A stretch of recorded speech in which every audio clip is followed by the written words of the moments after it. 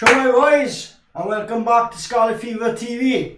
Yet another game in prospect. Sorry it's a bit late and a bit rushed coming online, but once again I'm without my co-host tonight, who is, as an ardent Scarlet fan should be, at the game. I pondered it, but basically I want to keep some consistency going with the game. The teams have just come out, so it's all a bit rushed. As you can see, I've got the team going past on the ticker there. If you can just anyone confirm as well that you can hear me and everything. Literally I've got a different setup as every time here basically. Different setup tonight, like I said, on my own. So I'm going to rely on a lot of chat and interaction from you guys. A depressing start to the season. And it's hard to get up for these games. Whilst I enjoy watching them and debating teams, there's worrying signs here from the Scarlets so far this season. Not what we were hoping for. Nobody expected miracles as soon as Dwayne Peele came in, but it does seem like there's a regression in fundamental areas in the game. So, I mean, what are we looking for from today really against this Benetton side? I'll give you a prediction first off. I'd be surprised if we win. The way we're playing, the kick-off, they've kicked off long, I'd be surprised if we get a win out of this. I mean, and to be honest, I think that we would benefit more from a loss.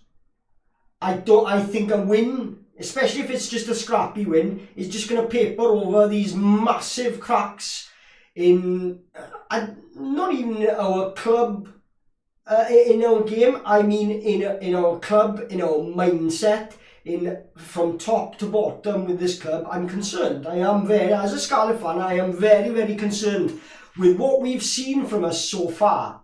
So it's going to be interesting to see what happens. I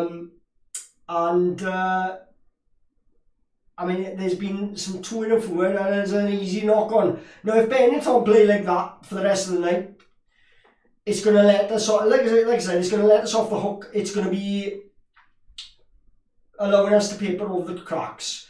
I mean, it's a poor take there, really. There's no pressure on him, and he should have taken that. But it is what it is. We'll see what the Scarlets can deliver here, guys. I mean, if you're in the chat there, what's your take on this game? What are you looking for to see to give you confidence as a fan going forward out of this game? Because really, I want to see domination in every aspect to reassure me. I mean, we've got surprisingly we've got a heavier pack. I wasn't expecting to see that. I'm not convinced. The scrum is going down there straight away. But ball out from Black here, a fake. Scott Williams takes it on, sets up nicely, long looping pass. There's gaps here, but it's all a bit scruffy, and the pass was quite poor actually. It was way behind Johan Nicholas.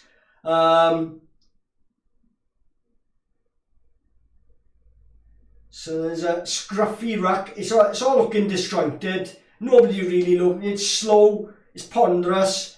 It's not pleasant to watch. In fairness, whilst it's a sparse crowd, it's actually more than what I thought would be there, given the performance so far this season. This has got drab affair written all over it so far. Kicking by both sides poor, skills by both sides poor. We've got a scrum half going up for a high ball there. So far we look like we're all over the place. I don't know what you guys think in the comments, guys. But there's nothing so far in these opening 3 minutes has suggested to me that maybe they need a bit of time to settle. I don't know, but he's taken in the air there. Who's that? Steph Hughes, is it? Steph Hughes taking a man in the air. Absolute no thought whatsoever in any technique. You're not even looking at the ball when the ball is landing. He's just gone into the man and tackled him anyway. Easy for Benetton, yeah, we've you know, and we make it hard for ourselves with these sorts of decisions. It's been a bit of a rush today. I didn't sort of put any links up for, I've had technical difficulties, and I've only literally just gone online and I've a chance to share the thumbnail and share the link for it. So I'm presuming my feed is going to be just as sparse as the Parc y Scarlets seats. But a poor line out there from Benetton, but we've knocked it on anyway. So Benetton get away with a poor line out there. Low skills all round so far. Not very enjoyable to watch. And you know, I'm sick of this week. There's been some, I don't know, there's been some weird things going on online this week, both ways. You've had the cheerleaders with their little pom-poms out, right, after a 50-point loss, trying to find the positives. I'm like, boys, let it go.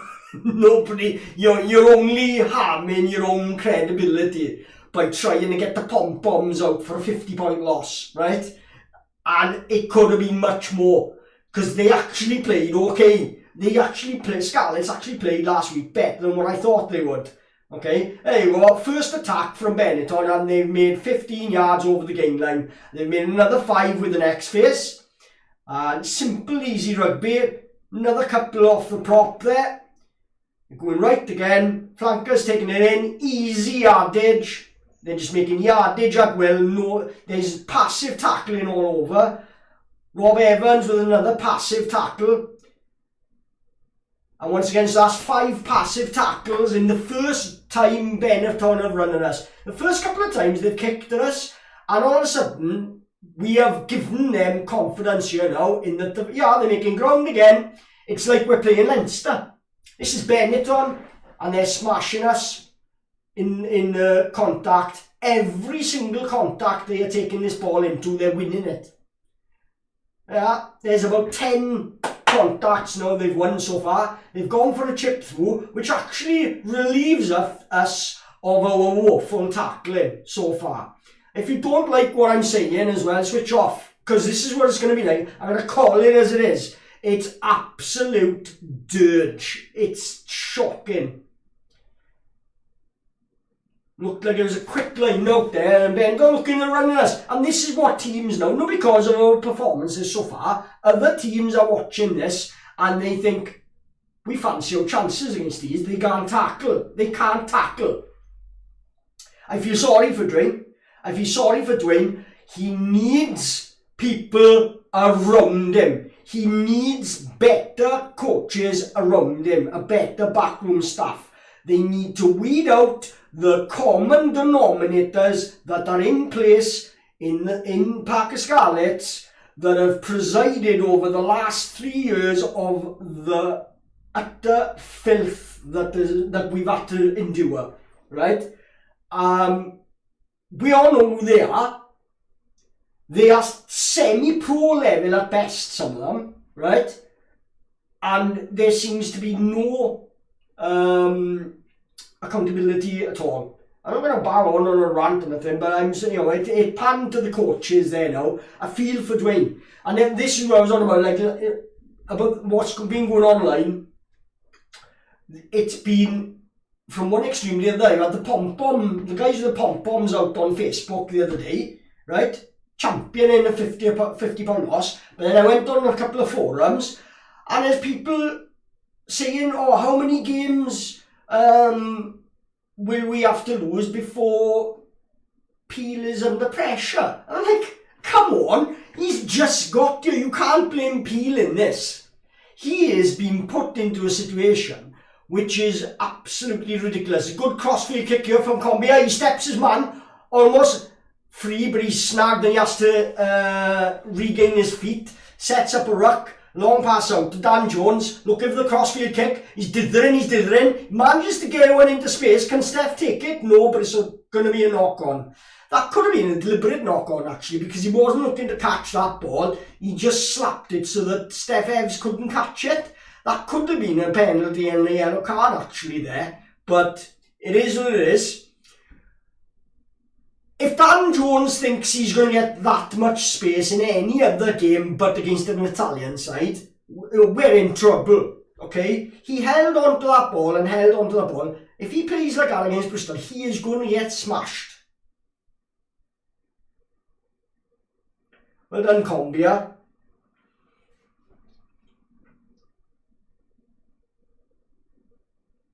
It's players like this, we do need to step up. We need them to make a mark when they do get their opportunities, to put pressure on these woeful internationals that masquerade as Scarlets now and again when they break out of their little cocoon. Yeah?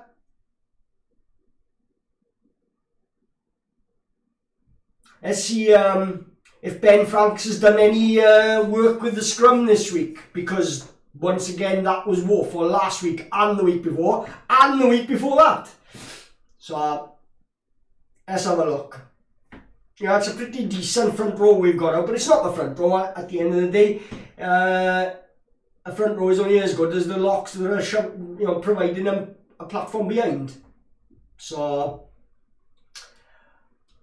9 minutes gone and there's been a catalogue of errors so far. Free kick, early shove, I think. Dan Jones taking it quickly, but he's going to bring it back. There's no intensity here, there's nothing. This is awful. It's an awful game, and it shows, like, no wonder people don't want to go to the game. It's not that expensive to go, but people just don't want to go and watch this rubbish. It looks like a team that's uncoached, and that's not anything against Dwayne Peel. It just looks uncoached from every aspect, from scrum to rucks to mauls to everything. Defence, fitness, conditioning, strength, technique. Look at the shape of this scrum, right? When we looked at that Leinster scrum last week, the body angles of the back row and the locks were like, it was like poetry looking at it. And you look at the back of our scrum and there's legs and knees at all different angles. It just looks totally, you can see one's professional, one is semi-pro. It's dreadful. Johan Nicholas fielding a long ball. I guess his kick had half charged down.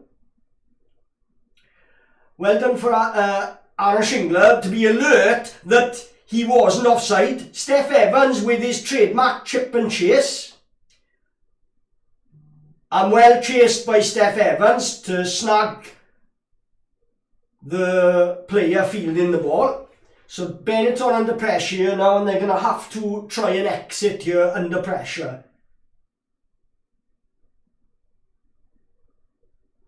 And there's a long clean kick. Johan Nicholas takes it quickly. Dan Jones with a quick pass. And quick hands again. Out to Steph Hughes. Ignores Combia. Looks inside for Scott Williams instead. Scott Williams tackled man and ball and turned over. Looked to be a lifted tackle beyond the horizontal there. But the ref doesn't really take much notice of it, and he's giving the knock on. Poor decision by Steph Hughes there to come back inside into traffic to Scott Williams, who didn't really want that ball. Unless he's called for it, maybe, I don't know. But good play from Rob Evans there, linking up with a slap pass up off the floor. Up to Steph Evans.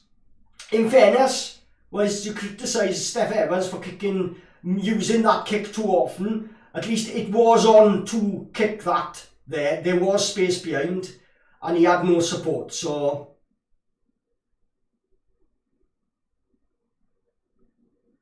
we've done well there, but skills lacking, decision making lacking. I'd like to see this decision to pick Steph Hughes in the centre. I'd rather see Steph Hughes maybe giving a go at outside half, because he's played there before. And at this level, I think because he's a bit bigger, because he can tackle, I think he'd be a decent outside half for us. And that would allow to use our better centres. We've got better centres than him. As like people who can make a break. I mean, Steph Hughes, this is a problem. He doesn't really. He's got a lot of aspects to his game that are very good, but he doesn't offer that sort of star quality in the centre to be able to make a break, to be able to turn the ball over, you know, to be able to. He's got a good kicking game and he's got a good rugby brain. He's quite intelligent, but although he wasn't there when he passed inside to Scott Williams, unless there was a call. That's all I'm thinking. So I hope you all had a good day, because I'm not really holding my breath for this game to cheer us up that much. We might win it. Realistically, we should be looking to win it. Can we win it? I can't see it. I'm not trying to be pessimistic here. I'm being realistic. You know, what we've seen so far from the Scarlets, and there's nothing so far to suggest that the skill levels are going to be any better. Look at this. It's just, we don't know what we're doing. We don't know what we're doing as a team. Shingler takes it in. Dane Blacker. This is dreadful. How many knock-ons? What is this? 13 minutes and we've had about 5 knock-ons just from us. Benetton knocked her on about 3 times. This is like, boys, if we've bought tickets to Bristol, all the best, because that is going to be a catastrophe. They're going to cut us to shreds. If we go to Bristol playing like this, they are going to cut us to shreds. This is dreadful. Thankfully, they haven't given Ioni the ball yet. Right? This winger they've got. I'm worried when that winger gets the ball. He's gonna cut us open. Give him a little bit of space, and our tackling, it's the perfect storm. We look out of shape. We're puffing, panting and sweating. It's 14 minutes in and the game's hardly flowed.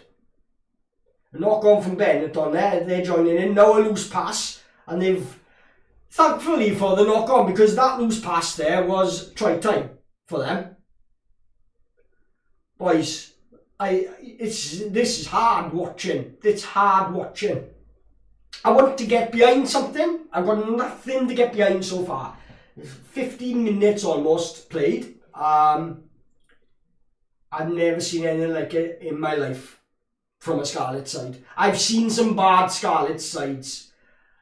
The reason I rank this as the worst I've ever watched is because on paper there are names in this team that are internationals and British Lions. When I've seen from the past,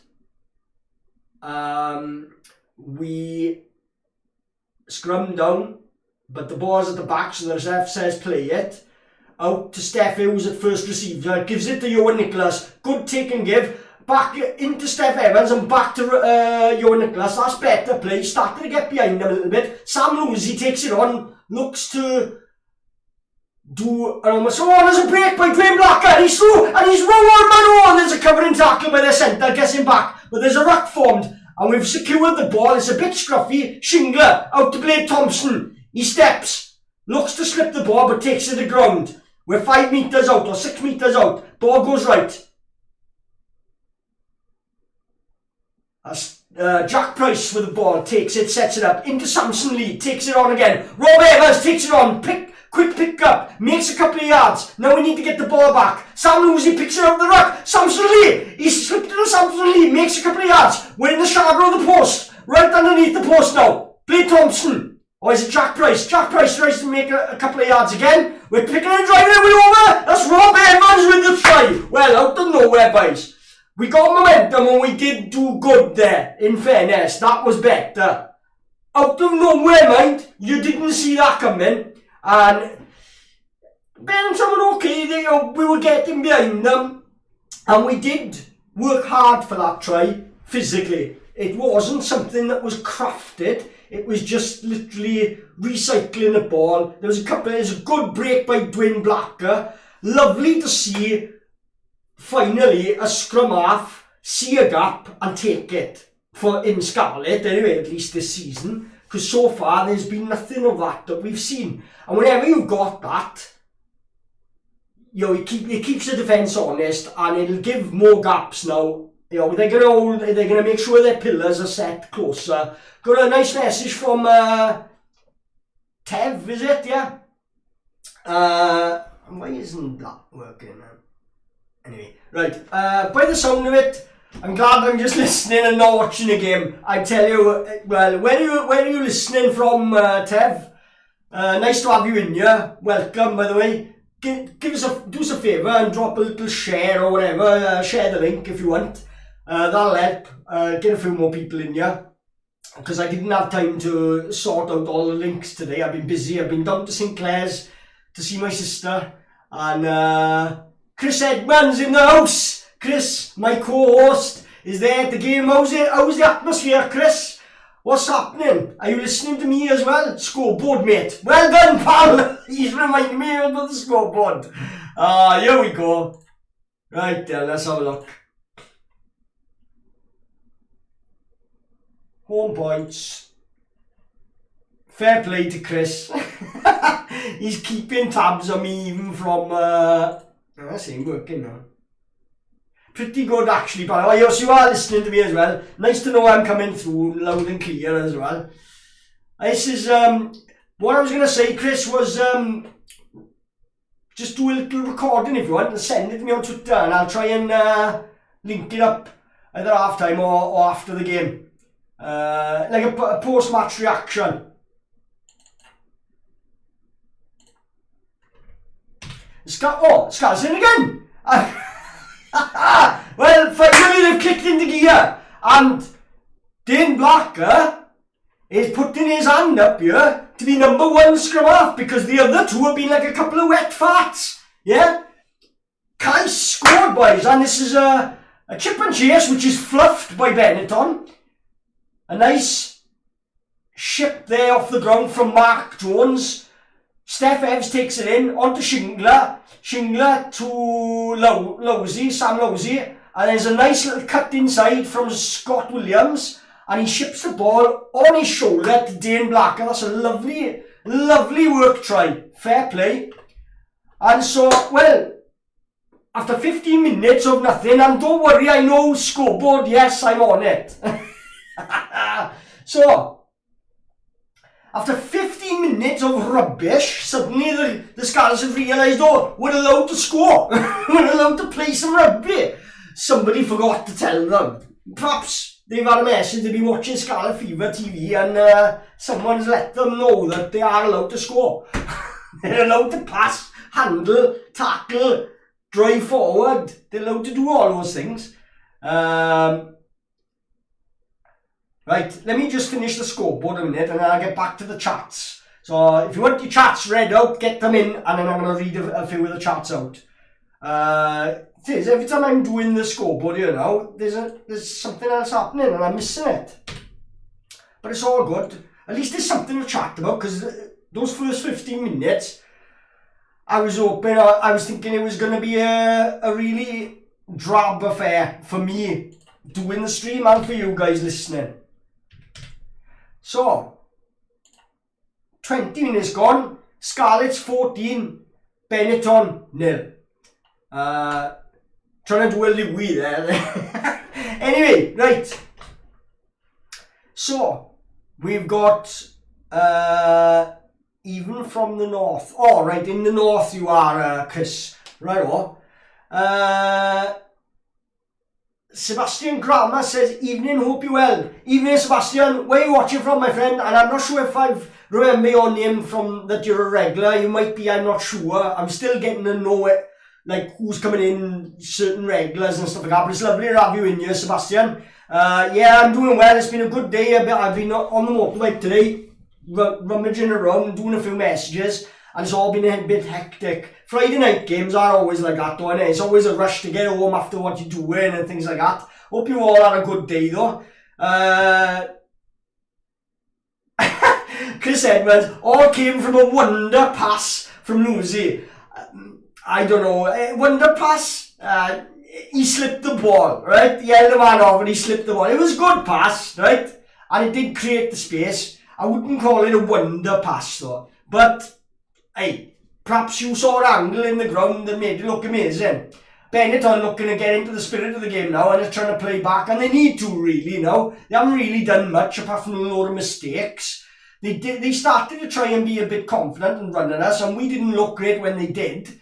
But the tackling's better here, in that they're looking at kick, because the first couple of runs against us here, and it's a poor kick, and well done, what's his name?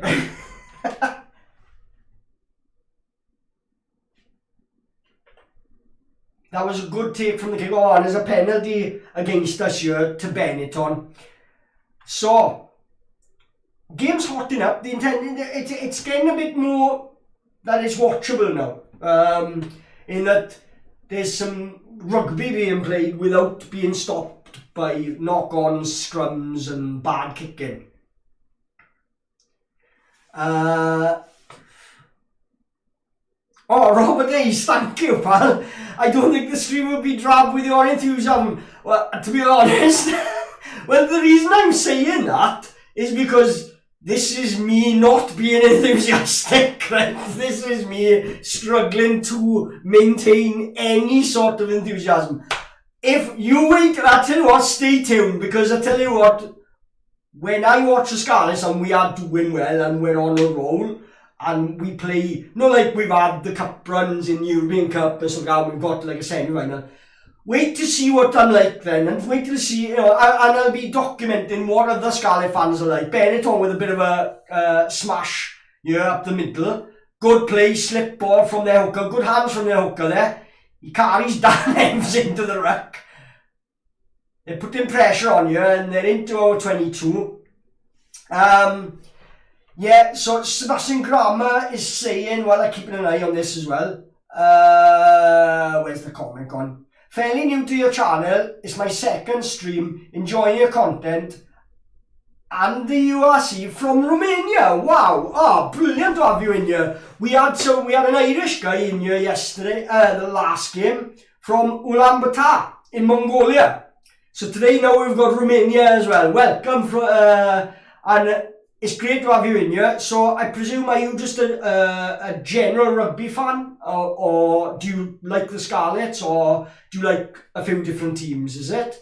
Or are you just visiting Romania? Are you from there? Or I know I'm bombarding you with loads of questions now, but whenever I hear of somebody from a place we don't normally hear of, I'm intrigued, and so I ask a lot of questions. So yeah, we'd love to know more about, do you live in Romania, or are you just visiting there and you're a fan of another team or whatever, or do you just generally like rugby? I know rugby is quite popular in Romania, isn't it?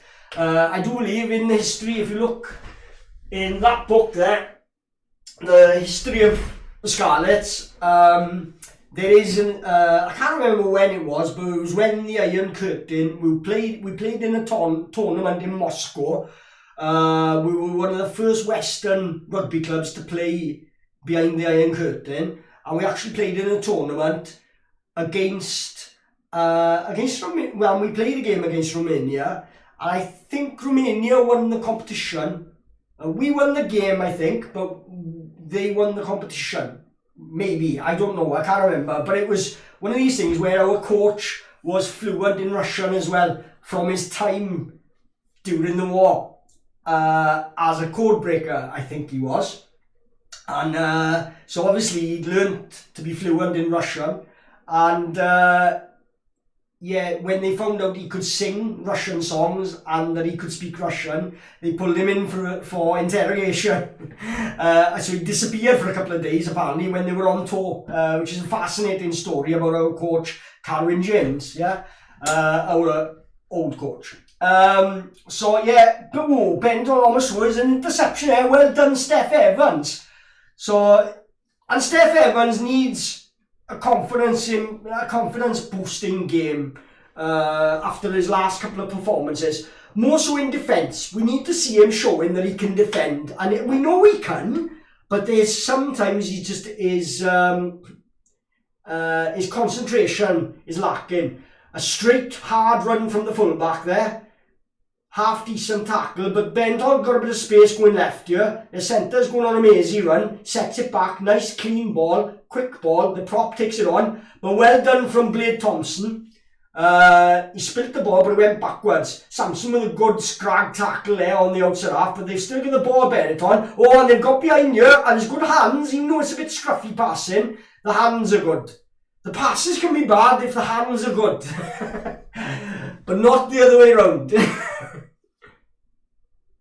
And generally, if the hands are bad, the passes tend to be bad too. So Benetton going left here, there's gaps here, ooh, and they're overcomplicating there. It was on to just go through numbers. This is very scruffy play. Blade Thompson falls on the balls, on a loose ball, and tidies up. So Scarlet's looking to exit out of their 22 here. Rob Evans does the... what do you call them? The human centipede. Yeah, when they make a latching on to give the scrum half space. Never happened. Scrum halves used to be able to kick with half a pack bearing down on them point blank range years ago. What happened? Well, we've got lots more comments to get back to. Let's have a look. Chris Ed says, basketball passes I call them. I actually missed about 10 minutes of the start. Stewards on the gate, will they? So-and-so's checking the old COVID passes. Of course, yeah. That's sort of probably putting a lot of people off the hassle of going to the game, maybe. But, I mean, I'm not making excuses. The crowds are low because the games are poor, okay? And I don't mean like the league or anything like that. The league has been good this season. I've enjoyed it. I've enjoyed neutral games this season. The standards have gone up with the South African teams. The refereeing has been better with South African officials coming in, right? Even the Irish referees haven't been as bad as what they used to be in this league. So we can't look for those excuses. We're going to look inwards, right? The crowds are not there because we are poor, right? We are not very good to watch right now. And to be honest, you can go back to when the Scarlets have been good. The crowds are exactly the same then. First couple of games of the season, Scarlet fans are lethargic. They want to see how we do first, and then when they can see that they're doing well and they're looking good, the crowds grow. There's a break here by Benetton. It looks like that was a forward pass by the looks of it, but the scrum half is in. Are they going to take a look at this? This looks like this could be a forward pass, I reckon. I wonder, is he giving it? Well, they put it up on the scoreboard. Is he even going to look at it? The TMO needs to have a look at that, to be honest. It was a well-worked try, but that scoring pass... Watch his pass. That's forward. That's miles forward. He's thrown it forward to him. It's a shame. It would have been a good try. I got a soft spot for Benetton. Being half Italian, I like this. I know Italian rugby needs to be. Look at this. This is it's way forward. Way forward.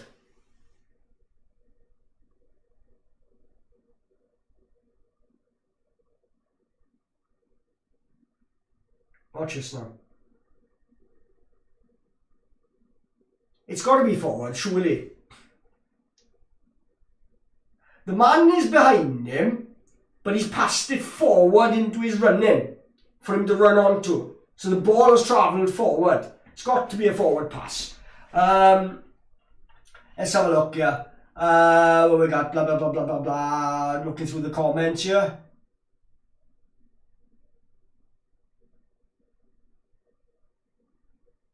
I'm wondering why my chat on the screen has gone tiny for some reason, and I don't know why. Anyway, I'll have to sort that out later.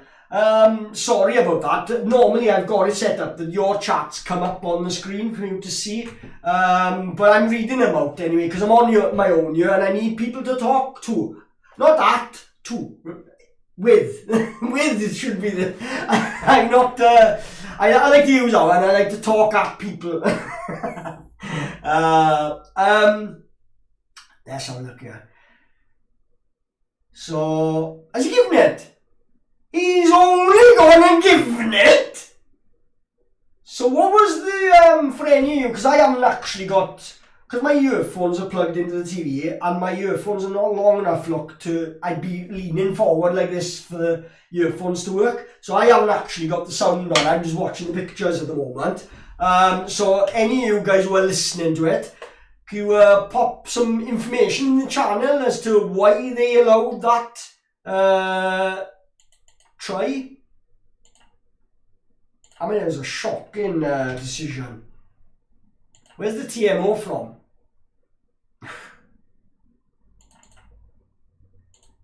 Just doing the score here in a minute. So it's 31 minutes gone. 14-7. Benetton attacking again here, but there's a foot in touch, so... Because that's what happened. The last score was, before I could finish doing the scoreboard for the first try, they'd scored again. Right, let's get back to the chats while we wait for this line out. Yeah, so Mountains of Elysium. Greetings from Munster, Cork, at Scarlet Fever. Can't stay long, but wanted to drop by and give the streamer like, oh, thank you, Mountains of Elysium. Thank you for popping in. A warm welcome to you and to all your friends and fellow supporters in Cork and Limerick and all over Munster. Much respect to you. Thank you for taking the time to come and say hi. Oh, Benetton looking to get in here, and he's in and he's away. Has he got the pace to get past Fat Dan Jones? Did I say Fat Dan? Sorry. But he is, though, isn't he? I was worried he wasn't going to cope there. Decent tackling there. Oh, that was a... Because I haven't got the sound. They're doing a replay and it caught me out. Right, they're on the attack again here, Benetton. I will get back to the chat now. I haven't finished talking to Elysium. Mountains of Elysium. I will finish what I was gonna say. But there's just a bit of play here I'm gonna commentate on first. Benetton looking a bit dangerous here. Oh, and there's penalty against them. We've done well there. Jacqueline, that's Blade Thompson. Much better performance so far now since those early... This second 20 minutes has been a lot better. Both scoring the try, not just about the tries though, about when Benetton have attacked us and made a couple of breaks. We've scrambled, we've looked to diffuse the situation. Much better, but it's Benetton. But you've got to start somewhere, and you can only play who's in front of you. You can only beat who's in front of you. So let's get back to nice message here from Mountains of Elysium. Thank you. Be sure to, if not just a like, can you pop a share on anything like Twitter or Facebook or any groups you're part of? Because we do all games. We're going to be doing internationals as well, doing the autumn internationals, and I'll probably look to do other games soon now that we're set up. I'm going to be doing a few other games. If you'd like me to cover Munster games and Leinster games and stuff like that, I'm quite happy to do that as well. Because, I mean, right now, I think, there's one or two that do sort of fan media, but not many have taken it to sort of like where we've tried to take it, where, very similar concept to what we see in football with, obviously, United Stand, Arsenal Fan TV, stuff like that. I don't think there's any other designated fan channels in rugby apart from ours. If there is any that we're not aware of, let us know, because we'd love to make contact with them maybe and to do a dual stream if we play in their team or something like that. We'll be well up for that. I normally got a co-host with me as well, Chris, but he's actually at the game. He's my voice at pitch side tonight. So scrum on the halfway line here. Thank you all for these lovely comments, because it's keeping me active as well, and it's making me feel like it's worthwhile being here. But the performance by both sides has picked up these last 10 minutes, which is nice to see. Let's have a look. Yeah, so where was I? Sebastian Grama says, I live in Romania. Indeed, I sympathise with the Scarlets, but I'm watching most games as a neutral. I just enjoy the beauty of the tournament and the quality of rugby. Yeah, and to be honest, well, great to see you then, Sebastian. And you never know, I mean, the reason we call it Scarlet Fever is because obviously we're Scarlets, but so many fans that have been neutrals just happen to stumble upon the Scarlets, and for despite having no connections to the town of Llanelli or West Wales, just become Scarlet fans. We've got a lot of fans from that have no connections to the area or anything like that, and that's why Scarlet Fever is a saying amongst Scarlet fans that, you know, we say to each other, like, what was your first game you ever watched?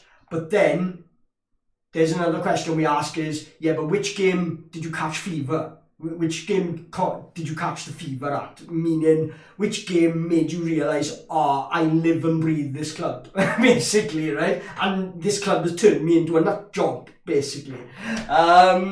That's where the term Scarlet Fever comes from, is that it's infectious, right? I mean, when you visit the right game, especially in Europe, and the Scarlets are playing well, there is no better feeling. Ben don't look almost in here, but it's a good cover tackle. Oh, is he in? No. That could have been diving in, but the ball was out. Well snaffled there. And that was some really backdoor, desperate defence there. But they did what was needed, and they were sharp and alert. Which, against Leinster, Munster, and the Lions, it all seemed a bit lethargic. There wasn't a sense of urgency. So, yeah, you're always welcome here, Sebastian. There's always a warm welcome for you whenever you want to drop by for all future. We're going to be having a few live interviews with ex-players and things like this as well. Dave Hodges is lined up. I'll probably try and get hold of a few that I sort of like. I won't mention their names just yet until they're confirmed. But we've got some contacts lined up to get hold of. Once we do the Dave Hodges interview, we're going to look to make that more regular. Chris Edmonds saying Dane Blackett our best 9 right now. I said that as soon as he made the break. That was the first break we've seen from a 9 all season. So ref ain't looking at a thing. Well, the thing is, see, I don't mind that. When a ref is not looking at anything, like, great, we can get away with more. You've got to be positive. You know, you can't be negative. You can't use things as an excuse all the time. If you've got a ref that's ignoring everything, then do everything. Get away with it. Someone in the crowd tried to start a TMO chant. I take it didn't really catch on. Tev says, unlike Sebastian, I'm much closer in London, but a West Wales boy originally. Tev, nice to meet you. Did you know, because there's quite a few Scarlet fans that are in London, and one of them was Roy Pimpernel, who passed away recently, and I went to the funeral. I presume, I don't know whether you knew him or not, but if you're a West Wales boy, you might have come across the original Scarlet Pimpernel, the one who gave me the permission to use that name as my YouTube channel, which caused a lot of confusion to a lot of people, because so many people would message me saying Roy to me when I just used that name as my YouTube channel. But Robert A says, commentator's curse, you said the standards of ref they improved. Yeah, I know. Oh yeah, that's it, blame me. No, but it's surprising, right? You know, you hear it on TV from, good play here, Blade Thompson, handing it off, Sam Lucy with the basketball again. Here we go, Rob Evans on the burst, flattens the scrum half. Could be an unplayable, is it? Unplayable, going back to maybe a penalty, a knock on. Yes, you're right, it is, no, since I've done this with football, and I will be keeping an eye out as well. I am setting up another channel, because this channel originally was a bit of everything, and there are still some videos on this channel from when I was motovlogging, and I have done some football commentaries. I support Liverpool, obviously, but I like all football. I love watching Man United as well, in that entertaining football, especially things like Mark O'Bridge and stuff like that. I'm not one of these like hates other teams. One or two I don't like, but I've got respect. I'm not one of these Liverpool fans that hates United. I've got respect for them because I see a lot of that in our team and stuff like that. But I am separating, because I've branded this channel purely for the Scarlets. I've started another channel that is going to start to have content go into it called Fever Pitch Football, exclamation mark. So because I had to separate them, there is obviously no subscribers on there. So whoever's subscribing to here and you'd be interested in listening to my football content, then subscribe over to that channel too, so that when I go live and upload things to that channel, you can be part of the football part as well. There's probably gonna be another channel for like bike stuff, motorcycles. I like my motorcycles as well, and I like my travelling by motorcycle as a hobby of mine. So yeah. Anyway, let's get back to the chat. There's a scrum going on here. Sorry, I'm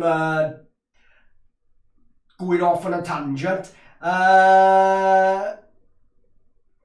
Mountains of Islam. Yes, I'm sharing out your channel. I mod a few sci-fi channels and I've been trying to convert them to rugby. Brilliant. We'll have to have like a what do you call it, Comic-Con or sci-fi themed night on here.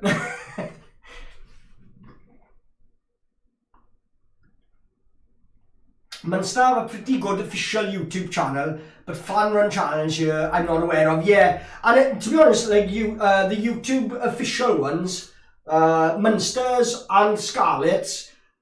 The Scarlets one this last year or so, the official one, has really gone up a notch. It looks really professional, like proper good filmmaking. The things that they're doing, the little segments that they do, but rugby is crying out for fans to have a greater voice, and you can see what's happened in football, and we need to marry that across. There's so much potential for growth in rugby, and there's going to be a lot of investment in rugby.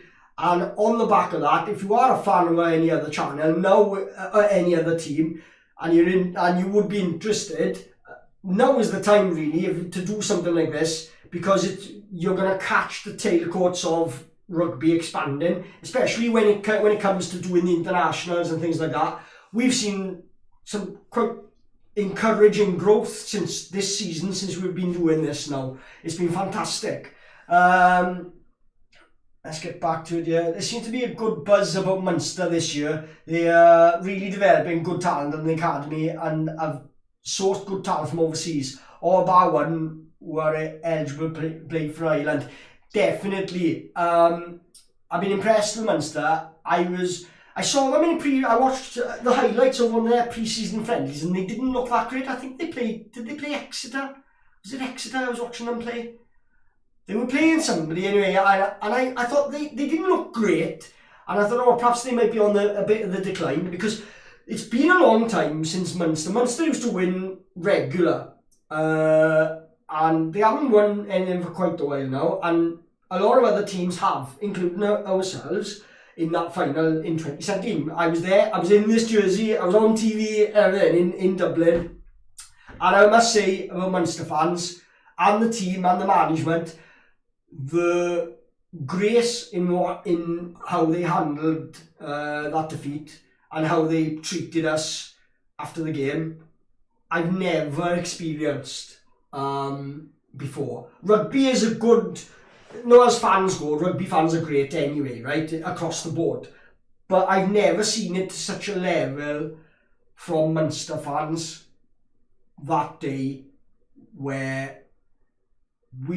they were just so willing to acknowledge, well done, and congratulate us, and it felt really nice, because we've been through a lot as Scarlet fans. To be a Scarlet fan is tough, right, because we're either amazing but we're inconsistent, we're frustratingly inconsistent, and that season we just clicked at the right time to go on a run to the final and to win it and to play great rugby. And I think we did take a lot of people by surprise as well, but Munster as a province, their fans, their players, there was even a note passed into the Scarlets changing room door after it, congratulating us from the Munster officials, which spoke volumes. And a lot of teams, including ourselves, perhaps we can take lessons there in humility. But it's easy to be humble when you don't lose that often. When you lose it all the time, you get sick of it.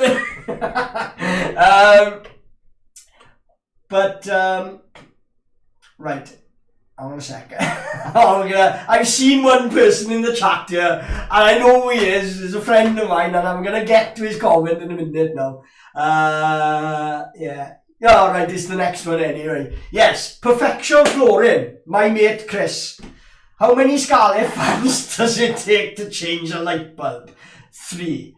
1 to blame the ref for the bulb popping, 1 to try rousing the bulb into relighting by singing Sosman back, and 1 to Google handyman. Oh, you're a star tonight, Chris. You're on form. You're going all the way, pal. Don't give up your day job. Nice to see you in here, Chris. And if you ever want some flooring done and you're in West Wales, Perfection Flooring is the place. Yeah, it is the place to go. He is good at his job. He's annoying while he's there. I got some great stories to tell you about jobs me and Chris have done together. But I won't tell him now until I get his permission to share them with you. But there's some pearlers there. Guys, if you want the permission, ask Chris, Perfection Flooring, for permission for me to share some of the stories of when he's had a little meltdown in work. Yeah, it's brilliant. Anyway, right, next, the Warriors have scored a try against Leinster. There is hope in Glasgow. Right. Let's have a look to see. Let me have a look here. Oh, I can't have a look here. Let me get the other. I'm going to do it on my phone. Basically, let's have a look here.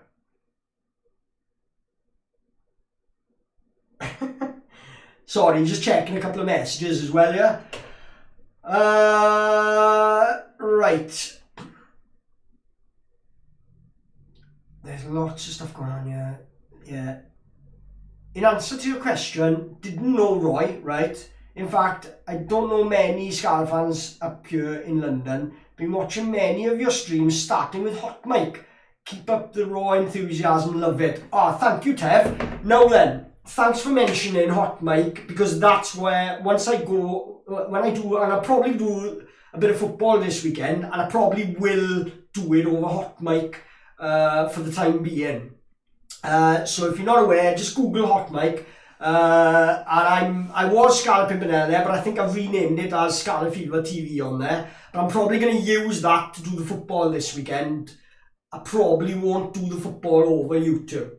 I'm just going to stick for now until I get it all synced together. It's quite complicated when you're trying to multi-stream to multi-channels that are all different names. When you've got 3 different channels on YouTube, 2 different channels on Hot Mic, and you're trying to sort of, it gets a bit of a mess. So until I can figure it out, I'm just going to go Hot Mic over the weekend for probably the Liverpool game. But if there's any other games in football, I'll probably cover them on there.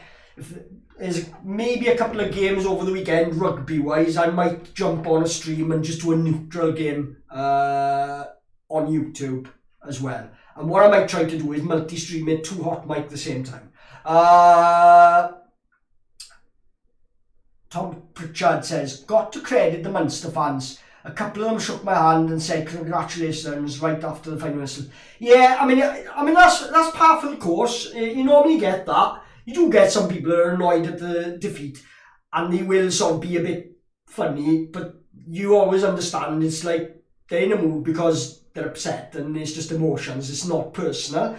But yes, majority of them all shake hands, but there was a different level with the Munster fans that time. I've seen Munster, I've met Munster fans before, after games, plenty of times, home and away, and they've been a great laugh. But that final, there was something different about it because of the way we played, the way we beat them.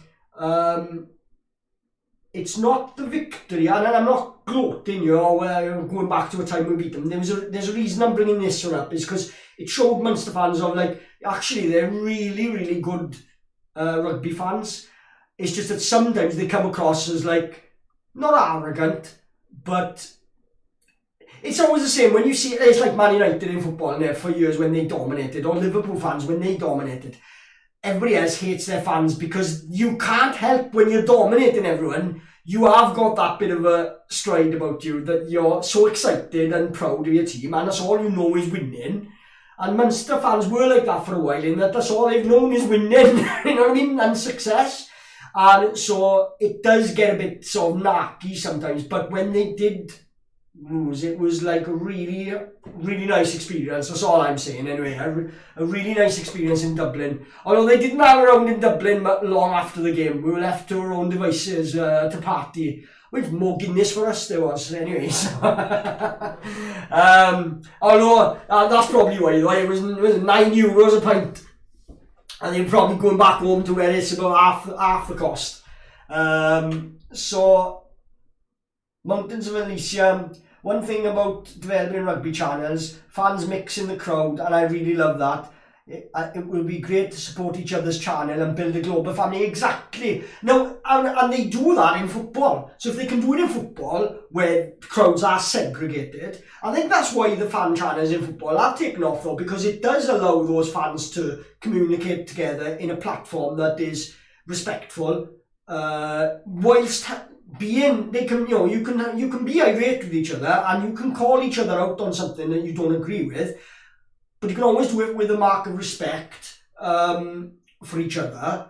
You can have a heated debate about an issue in the game, or like a particular game, or in the game in general, you know, of what needs to change in the game, because there are a lot of things that are broken in the game and need fixing. I think everybody agrees on that, and that's probably the one thing people do agree on, right?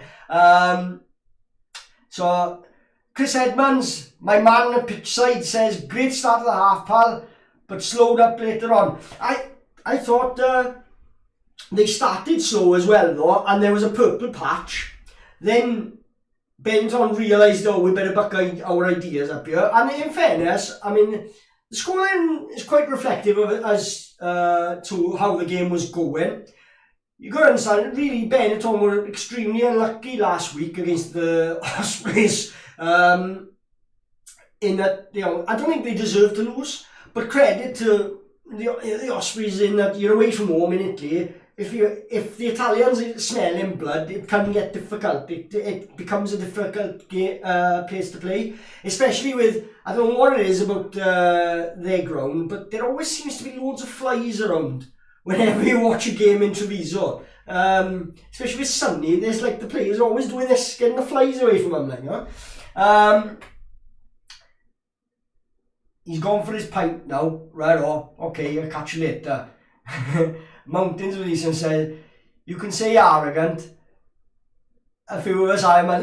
Yeah, don't get me wrong, Clechy fans have been the same over the years. When we're winning, we can be. You can get carried away with it. You know what I mean? You start to believe your own hype sometimes, you know. And fans of all teams, sports, wherever you're following, whether it's football, American football, basketball, you become, you know, you become a little bit deluded in your, you know, in like how good you are, especially, you know, when a team has peaked and they're on the way down, but the fans don't recognise it. Like Man United fans are going through it now. They still don't get that they're nowhere near where they were with Fergie and things like that. You know what I mean? But there's still those odd deluded ones that they look at the team they got and they think they should be winning titles, and they can't see the glaring weaknesses in their team. And it's the same in rugby. Scarlet fans, for years, when we were dominating, before the Celtic League now, when we were having a good run in Europe and dominating in Welsh rugby, we'd win something every year, right? And we had a good team. And we should have won Europe with it, to be honest. When Munster played Leinster on the back of the hand of Neil Back, that should have been a Scarlets Munster final. The amount of times we've blown it in semi-finals, through stupid errors or crazy things happening. Honestly, go back through the games and have a look at the ways that the Scarlets have gone out of Europe in the semi-finals is ridiculous. You've had all sorts of things happen that I'm not going to go into them now. But Mountains of Elysium, I know that the local pro team in Cork contact the fan clubs from other countries when they're playing in Europe and invite them to socialise and try and develop it. Yeah, this is it. I mean, you in fairness, right, on social media, there are these elements, but what I'm talking about is fan media. You've got it in social media, but fan actual interactive content, live content on YouTube, Twitter, Twitch, YouTube, Hot Mic, all these platforms are set up for people to take advantage of, as I am now, live TV, live broadcasting, and there are no holds barred. Now, I purposefully try not to swear, or because I want to make it for families to sit down and listen to as well. Sometimes I am a person who prefers to listen to a fan commentate on the game than listen to paid pundits, ex-players who are only there because they're getting paid and they're not very insightful. They've lost touch with the game. Shane Williams is one. He's a dreadful commentator. There's lots of them though. I don't mean to mention just one. There are lots of paid ex-player pundits out there that just give it lip service. I like Martin Johnson. Sam Warburton's quite good. He's trying. You can see at least he's done some analysis and he's trying to give some shed some light on it from a point of view that maybe a fan hasn't experienced at that level. He's giving you an insight into what it was like, you know what I mean, when he was playing. And Martin Johnson also. Trying to think who else. There's a lot of them out there that I do quite like that other people don't. I like Stuart Barnes. Will Greenwood, I think, is great. Can't stand what's his name from Leicester, the winger, Austin Healey. As a boot, he's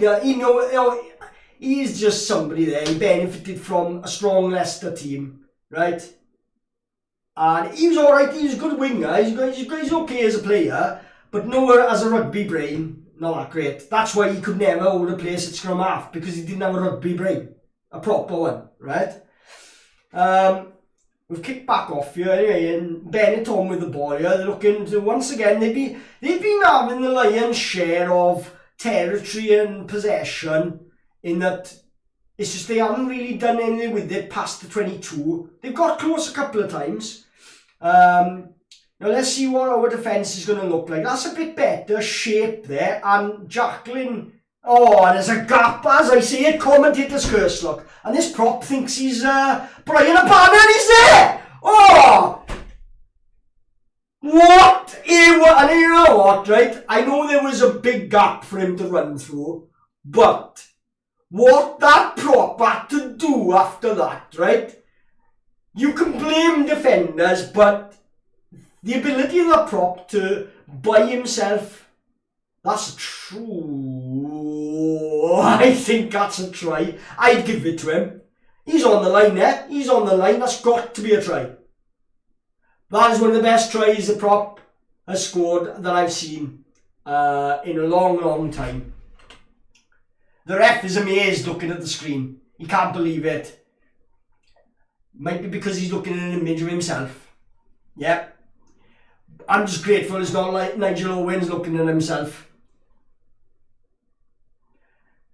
But watch this break from this prop. Through the middle. Oh, where's he picked it up from? He's in front of the ball. Ah, he can't. He's picked that ball up in front of it. Oh, it's such a shame, because this run is brilliant. Inside and outside, look. Shrugs Nicholas off. It's a beautiful run. It is a beautiful run. I'm gutted for him, but he's in front of the ball. He can't pick up from there. You can't pick the ball from behind you and then go through a gap in the ruck. And he's part of the ruck. He's part of the ruck here. Watch. Watch now. He's about to engage. There. He's part of the ruck. So he can't pick the ball up behind him and burst through. Because players used to do that now and again and they stopped it. That ball is behind him. It's behind his frontmost foot. It's behind him. I don't think you can give that. It's a shame though. I won't be gutted if it's given, because I'm chuffed for him, because it's one of those once in a lifetime scores. But from a Scarlets point of view, there's a trait here that players are scoring once in a lifetime tries when they play us all the time. The winger for Edinburgh, right? The Lions, Munster, their players a couple of weeks ago, Leinster last week. They're all scoring these brilliant tries against us. How long is it going to take for people to realise at this club that it's us? Yeah?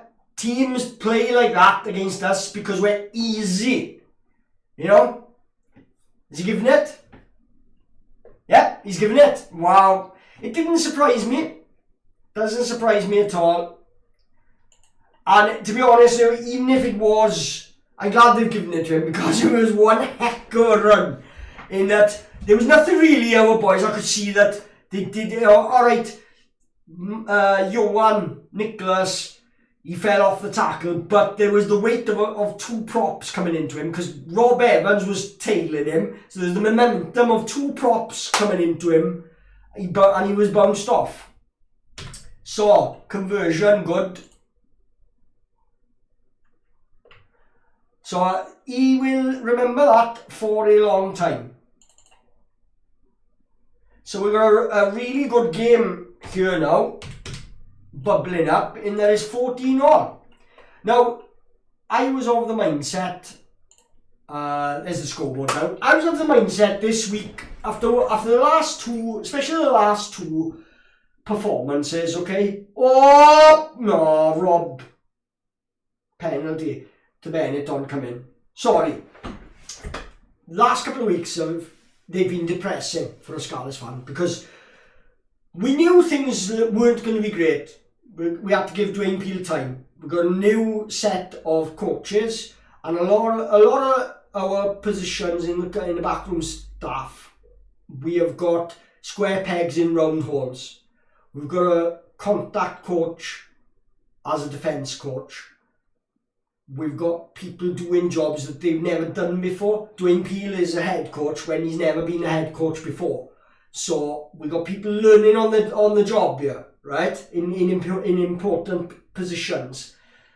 Coupled with the fact where we have got people in charge of forwards and backs and attack, right, and skills.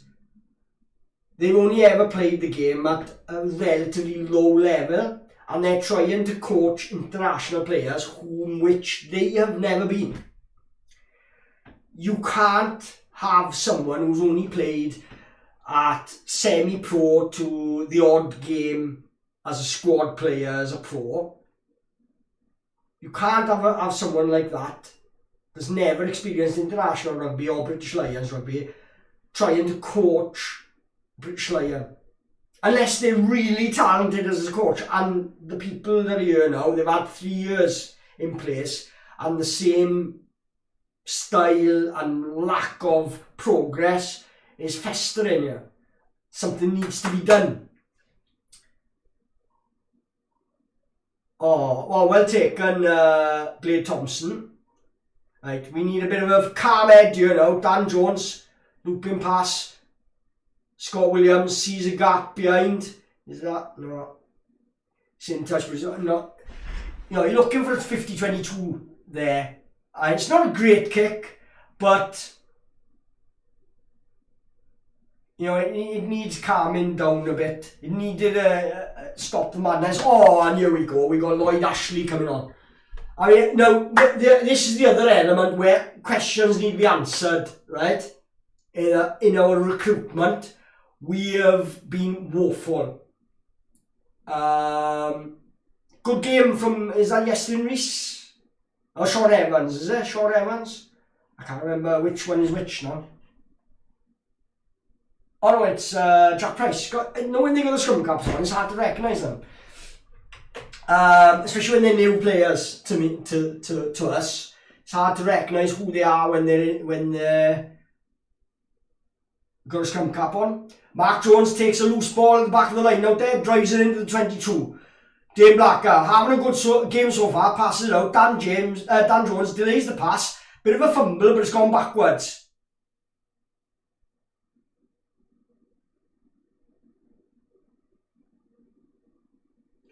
Set it up, we're going left.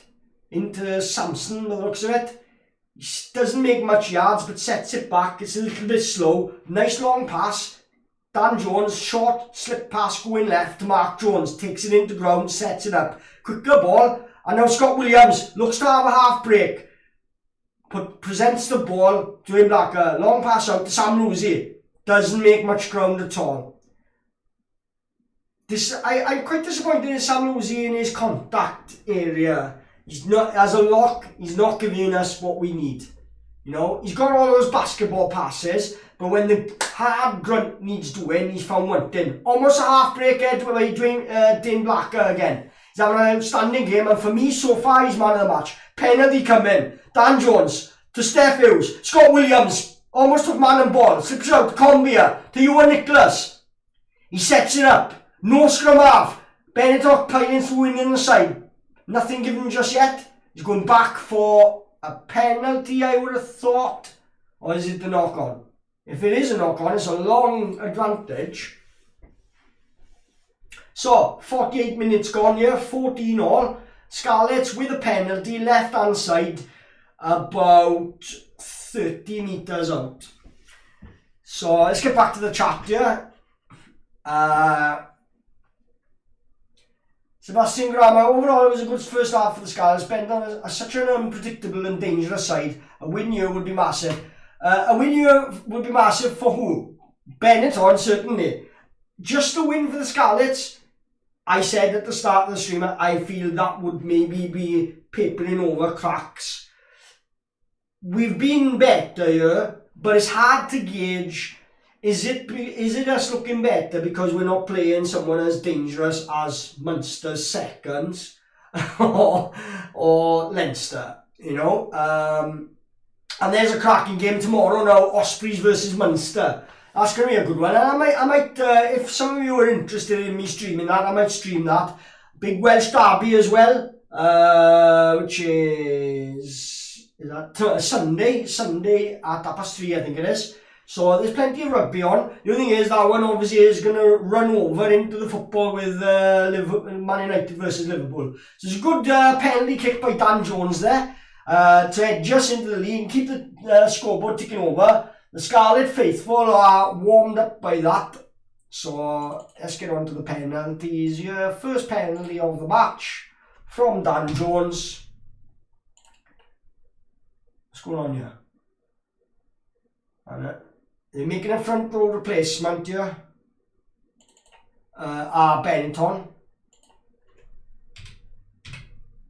As I'm just doing the scoreboard here a minute, bear with me. There you go. So 50 minutes gone, Scarlets 17, Benetton 14. Poor restart, didn't take the restart, and Benetton have claimed the ball. And you're straight away putting ourselves under pressure. It would be just so poetic and ironic, and not ironic, but just so like us now to just give a penalty away here, or even a try maybe. Looking dangerous. Another tackle, Ewan Nicholas bounced off there. Not great technique from him there. Needs to wrap those tackles up far more efficiently. Benetton looking like they're up for this and they're not going away easily here. They're looking to react and strike back. And there's a good loop pass round the back here. They're making yards. Our defence looks a bit haphazard at times once they're starting to put the few phases together. Almost a half break there. Oh, he didn't even have the ball actually. Could be a knock on. Have we stolen it? It looks like a Scarlets ball. Ref says hands off everybody. Yep, we've stolen it. Johan Nicholas goes into place from half, but then just does a human centipede. Dane Blacker with the pass back to Steph Hughes. Right footed, clears, long. Does he make touch? He does. There's a quick throw in though from Benetton. They come here to play. Let's see what a counter attack here. Oh, he frees his hands up, gets the ball away, chucks it inside, and the ball seems to be sticking. Even though they're random 50-50 passes, they all seem to be sticking with Benetton at the moment, you know. Good take, man and ball by the Benetton crash ball merchant, the flanker, number 6 I think it was, I'm not sure the name. And the substitute gets his hands on the ball, makes yards. Benetton looking to increase the tempo here, which I'm glad as a Scarlet fan, we need this. We need teams to just go at us, to drag us to this level. Because this is what's worrying. If a team won't up the tempo, we don't. We don't look to up the tempo. So I want... Oh, Lucy, what are you doing? There's a pass there long for Scott Williams to take, and Lucy running back seems to think it's for him. He's running back towards our own posts and fumbles the ball, but we've managed to get away with it with a clearing kick, and now we're putting pressure, and we won the penalty. Well, we're one turn around there now. So they're probably going to take a kick at goal here. Nice to see Reece Patchell and Lee Halfpenny in the crowds there. Hopefully we'll see them back from injury soon. Let's get back to the chat here. We're just looking here. Mountains of Elysium, yes. I've always looked at Munster as the blueprint of where Scarlets could take hope from. In that it took, as you said, it took years of Munster losing semi-finals and finals before we won Europe. Scarlets can come good, keep the faith. We've had faith all this time because we've seen you do it, we've seen other teams do things and grow. Exeter come up through their ranks and achieve what they've achieved. So rugby is, you're capable, if you get things right, you'll do well. The problem is, we are our own worst enemy. We're not good at being organised. We want to play the same way all the time, and we never understand that you can't play that way all the time. When you're up against a big pack, you have to meet fire with fire. You can't play basketball all the time. And sometimes we look to play basketball too much. When a side wants to play it with us, we'll outdo them. But normally it's one-dimensional, and we don't, year on year, we have the same weaknesses and we never address them. We never improve them, and that's our problem at the Scarlets. Because in the 1 year where we did address them under Pivac, we got 3 or 4 jacklers in the side. Our pack was strong. He turfed out all the dead wood and replaced it with quality that was under the radar. They weren't star names, but they were boys who were strong and would put a shift in. People like Tag Bird, right? And obviously he's made a name for himself, and then he's gone to Munster. Now, we've just regressed since that. Since we lost Barkley, Tag Burn, Scott Williams went to the Ospreys at that time. We replaced it with players that weren't just not good enough, but they didn't fit our style. Lee Halfpenny is a world-class fullback, but he doesn't fit the Scarlets style. He's not running from back. He used to be a winger, but since his injuries that he's had, he just runs in straight lines. He hasn't got any guile to him. It's a nice chip through for Steph Hughes here. Could hit the post. Oh, he looks like he could have got there. Well, he's looking round, and he's not doing himself any favours there by going, don't know if I scored.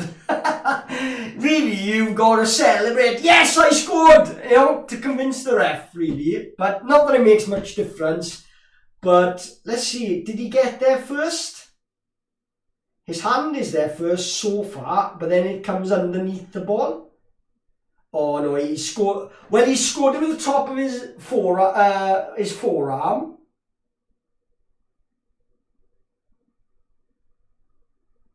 Oh, there was a slight touch on the hand from the Benetton player, but the ball wasn't grounded, I don't think.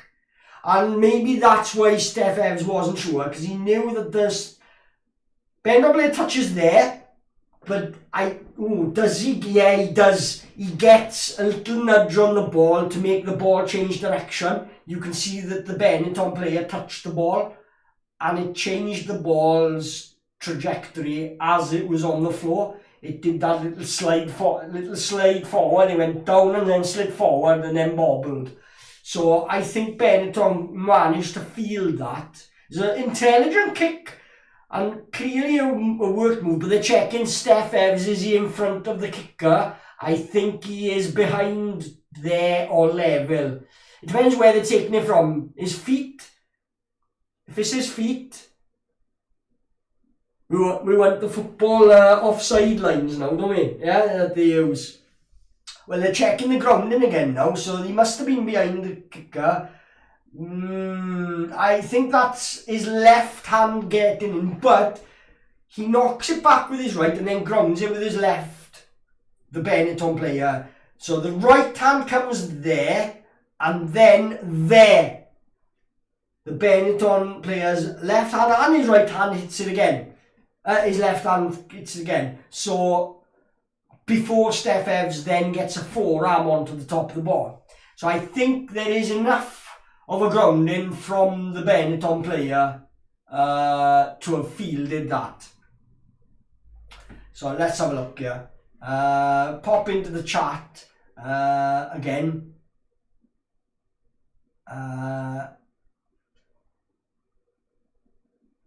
AP87 Rogers says Ryan Jones is terrible. Yeah, he's very bland and boring, and I don't know, full of what do you call them? Sound bites or just cliches. Yeah, cliches. Tev, I would love to listen to the Scarlet's Fever podcast once a week, 20 to 30 minutes. I think you'd have more than enough to talk about.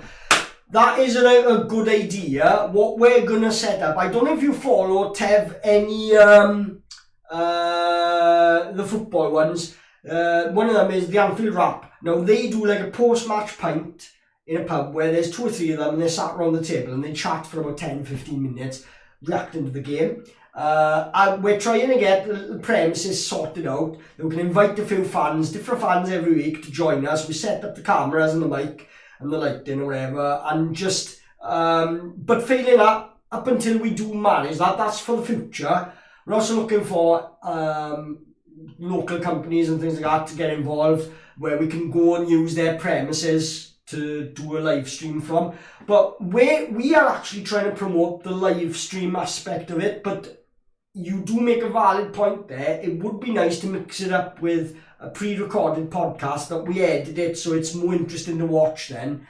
Whilst the live streams are good in their own way, it is good to have maybe the odd podcast. So I bear that in mind that you've requested that. I think it would work as well. I think it's good to vary it up with different types of content for everybody's tastes. So AP87 Rogers, that's a new name as well. I haven't seen you in here before. Nice to have you, and thanks for your comments, mate. AP87 Rogers, that was shocking. I was there, gap around the breakdown. Yeah, to be honest, I thought, if you're talking about the try the prop scored, I think he's picking that ball from behind him and he's part of the ruck. Now, as far as I was aware, you're not allowed to do that anymore.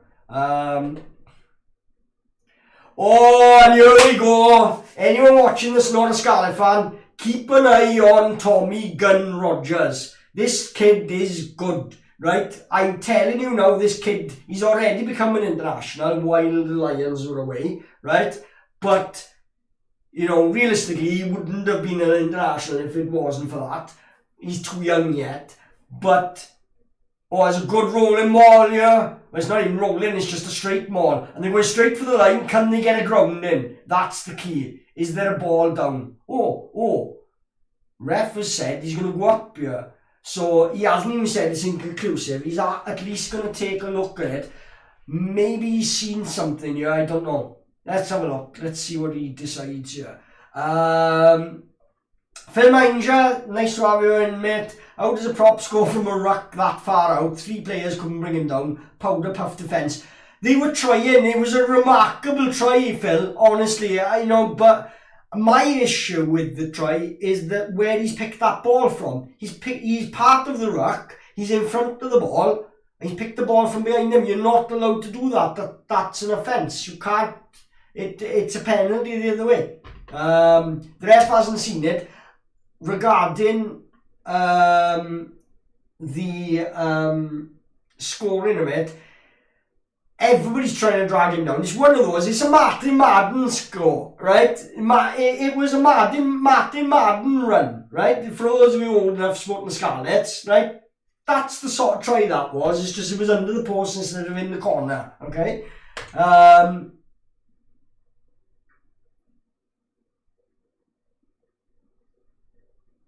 Yeah, thanks for that, Mountains of Elysium. It took a few bad years after the golden era for Munster to move forward. I agree, there was that element where, you know, they had that, almost like, you know, in football terms, Manchester United after Fergie, they've had those barren years, but they have improved to a level, and I think it's a very similar story with Munster, in that they've improved to a level, but they haven't quite got to the level where they were winning things regularly, whether it be domestic or in Europe. Let's be honest, it's difficult. The money involved in France, not so much England anymore, because I think when you look at the funding for Scarlets, Leinster, Munster, you know, they're not paupers anymore. They are actually funded more than a lot of the English teams now. With the salary, we haven't got a salary cap. They have. Leinster certainly. They've got funding akin to some of the better sides in France. I would imagine. I don't know what your thoughts are on that, Mountains of Elysium, but you know, and you have, you know, I don't like it making all about money, but you have got to take that into account. Phil says he did pick it up from behind him, but still a lot of work to do. Definitely Madden-esque, exactly. And if any of you don't know what me and Phil are on about with Madden, try Google, you search on YouTube, Martin Madden, Ashton Gate, Cup Final, last minutes of the game, Connecticut down to Ebbw Vale. Ebbw Vale are about to win the cup. And Martin Madden gets a ball about 20 or 30 metres out, tight to the touchline, and just out sprints everybody, handing people off, and scores a diving try in the corner. He was a player we'd signed on loan to cover injuries because we'd had a lot of injuries, and he ended up starting in the cup final. He hadn't played a game for us. I think maybe he'd come off the bench in a game prior to it. It was a Roy of the Rovers story in that, and that's how Madden got to be a Scarlet star. He was only a loan signing as cover for injuries, and he ended up playing in a cup final and scoring the winning try in the corner as a tight dead prop. It was written in the stars. You couldn't make it up.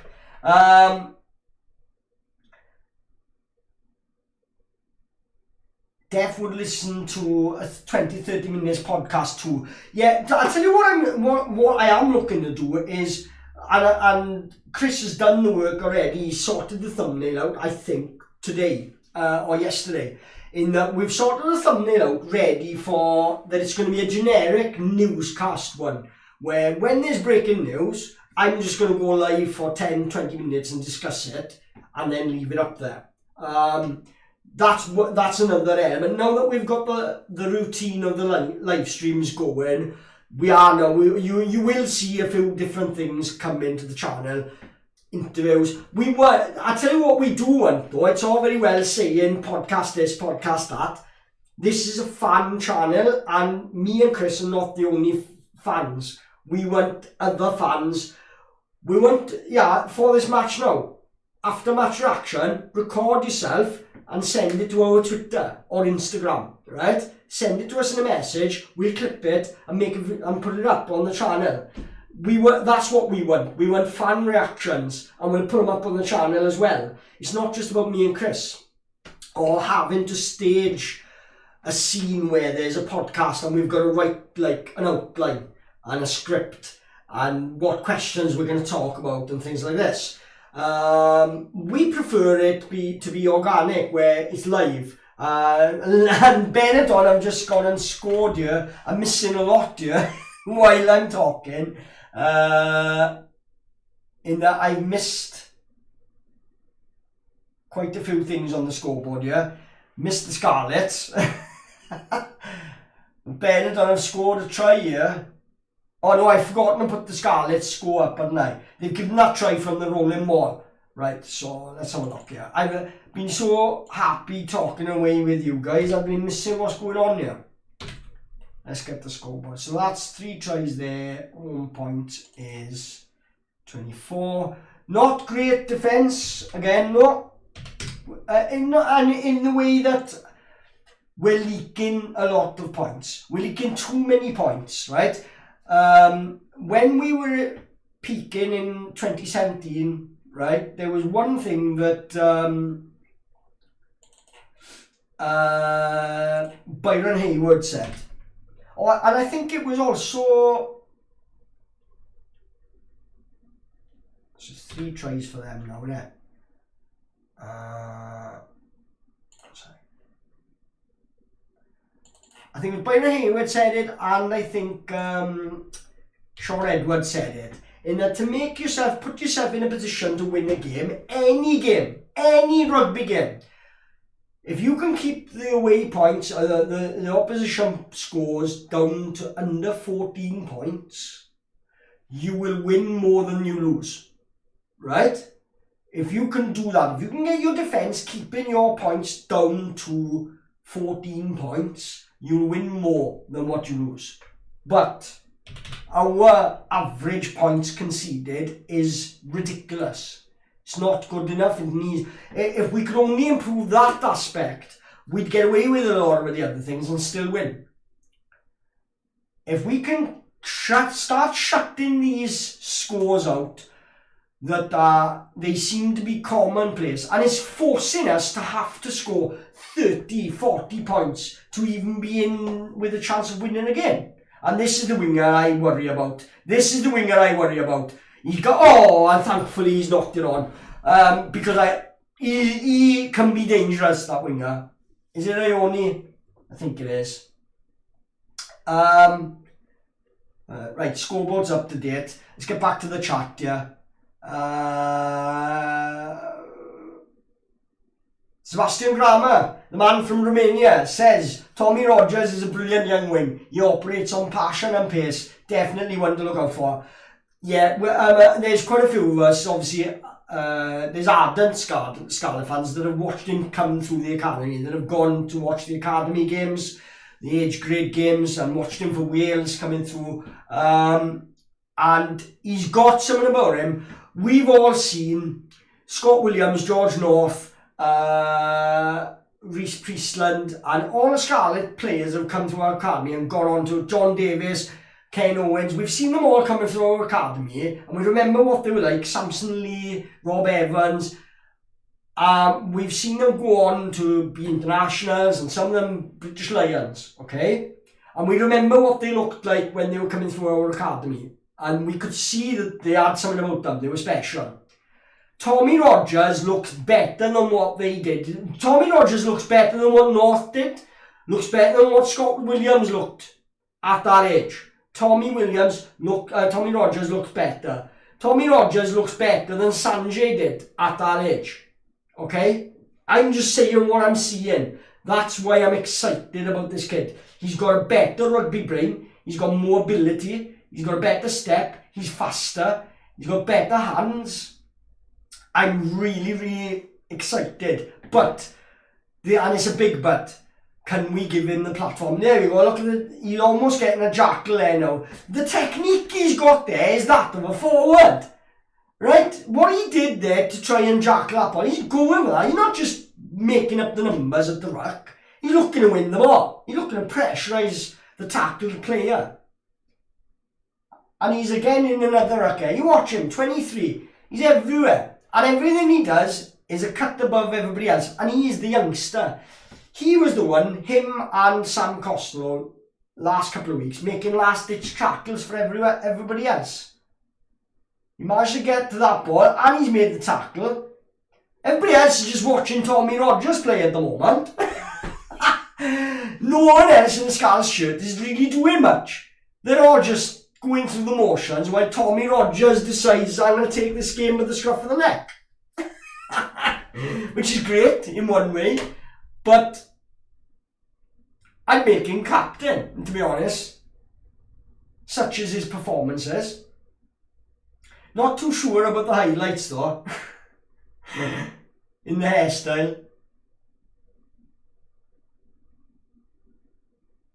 Lloyd Ashley is, I don't know.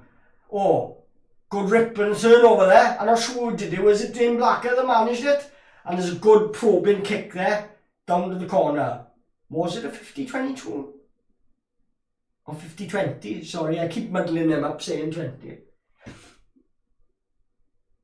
So, scores on the doors, 24 points to 21, 63 minutes, but still a long time to go in this game. It's been quite a good game in fairness, to watch. I'm sure for the neutral, it's okay, but obviously as Scarlet fans, we're hyper-critical, especially after the last two performances. We want to see vast improvements. This has been an improvement so far, to last week. So Tom Pritchard says, oh, just watching this. Oh, nice pass there from Dane Blacker. It looked like he couldn't get to it, but the ball managed to get back to him. He's having an outstanding game, Dane Blacker is. Fair play. Long passes out here now. We've lost. Oh, dodgy. One hand pick up from Scott Williams, and he makes a break. And he's sure. He's got Dane Blacker inside him. Can he get to the line? Yes, he's under the post. Is that his second or third try? I'm not sure. Oh, is he injured here now? Something's happened to him here. Is it just a bang on the head? Or is it his shoulder? His head. Is it? Yeah, he's had a bang on the head. This isn't looking good for him. Hope he's going to be okay. Outstanding break. Lovely one-hand pick-up from the Harlem Globetrotter, Scott Williams. Nice break as well. Nice to see from Scott as well. It's so good to see him back in Scarlet. And what's happened here then? Oh, ooh. Yeah, he's landed on his head there. He's had a clout. There's a hooker landed on him. Oh, this is... I don't think he doesn't mean it. Oh, it's a 10. He looks like the hooker. This 10 does.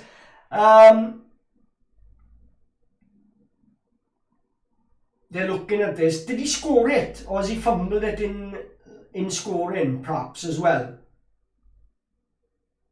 Let's have a look here. Oh, he has scored it, but he's been hit hard there on the top of the head. Oof.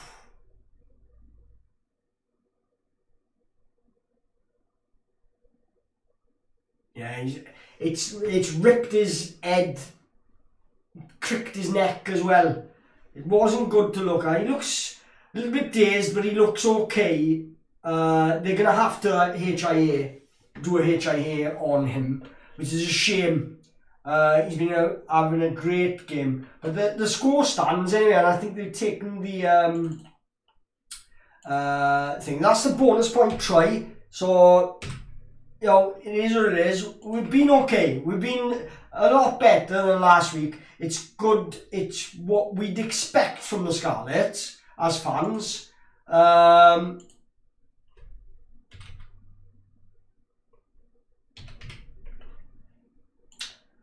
But not really dominant. I wanted to see a dominant display to show that we can dominate. And it's still like, as much as it's nice to get a bonus point win, I think we've put ourselves in a position where league-wise we're adrift really. Really what I want to see is better performance from so that when we're looking ahead to Europe, going to Europe, we're looking stronger defensively as a pack, right? And I don't know, so who's this youngster coming on now? Because I've seen the two other blonde scrum halves, and he doesn't look like either of them, or has he just cut his top knot off? But I don't think it's, it's L. Davis. I haven't even heard of this boy. Now, I knew of two other scrum halves that are in our academy, and they played against Nottingham in a pre-season friendly. But I haven't seen this kid before, so it looks very much like Kieran Thomas. A little bit like, he's got a good physique to him. In the same build as Cowdor a bit. Looks quite animated. Looks like he's coaching his forwards well, which I always like to see as a scrum half. I hate quiet scrum halves. It's like, you shouldn't be there if you're timid, right?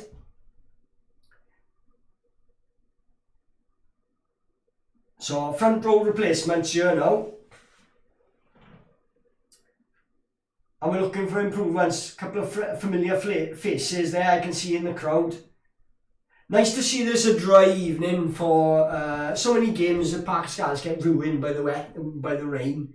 I often wonder, to be an advocate of summer rugby really, because of the way the Scarlets play, it would make us a much better team overnight if we were playing summer rugby. That's a good scrum from the Scarlets. I tell you what, right, that scrum is what I wanted to see. That scrum is what I wanted to see. And Sebastian, right, Jevan Sebastian, has shown there what the prop does, right? Get into him.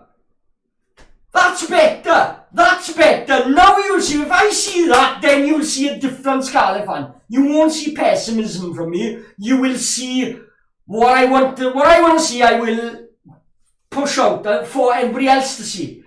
That's what we want. Another one. Come on. Let's go. And I better sing the song there. Not from everybody though. Just the ladies. It's Rona, who used to work behind the desk in the leisure centre in town. It's great when you see these locals of like characters on TV in a game. Good clearing kick from Benetton there. Quick throw in. Here we go. Come in. O'Brien looks to kick. Bit of a ping pong here. Goes for a 50-22 and gets one. He's got it, yeah? That looks like it's 50-20. It's got to be. We're going to get the ball back. Any familiar faces that they're focusing on? Couldn't see any. That's a 50-22. We should get the ball here. Yes. Let's see what the line-out's. Better line-out too. Better line-out. Even Lloyd Ashley looks good there. Right? Fair play. I would advocate the boys that are coming in here and are playing well, are playing better than the internationals did. They keep their place. I'd start them in Bristol. I would start them in Bristol because you've got to pick on form. And these internationals and these British Lions need to kick up the backside, right? Oh, wild play there from the Scarlets. Nothing going on. Bit of a knock on. Going to be a penalty coming. Might be a yellow card coming here because there's been a few overflow. We seem to have just got that edge now that after that try we've reacted back, which is good. We've had a good reaction. Not so much in the scoring frilly tries, but in the dominance of the nuts and bolts of the game, you know. So let's have a look here, back to the chat here. Sebastian Grammer says Dame Blacker having a pretty good night here. Good on him, yeah. I mean we've got three in Dame Blacker, Kieran Hardy and Cowdor, right, which is Gareth Davis. We've got three very good scrum halves. Dame Blacker was number 3. Kieran Hardy had a decent game in that he became an international. If he hadn't got injured, he would have got on the plane with the Lions, I would have thought, right? But so far this season, Kieran Hardy has been struggling. And on this performance, Dane Blacker has now moved up the pecking order, that he is challenging Cowdor, because Cowdor was okay but not great, right? Dane Blacker's earned the jersey tonight. He's come in here and had an outstanding game. I think you've got to go with him. And I actually work with his uncle as well. And I was aware of Dane Blacker a while ago when he first came in the scene. My workmate said to me, "Oh, my nephew has been signed by the Scarlets."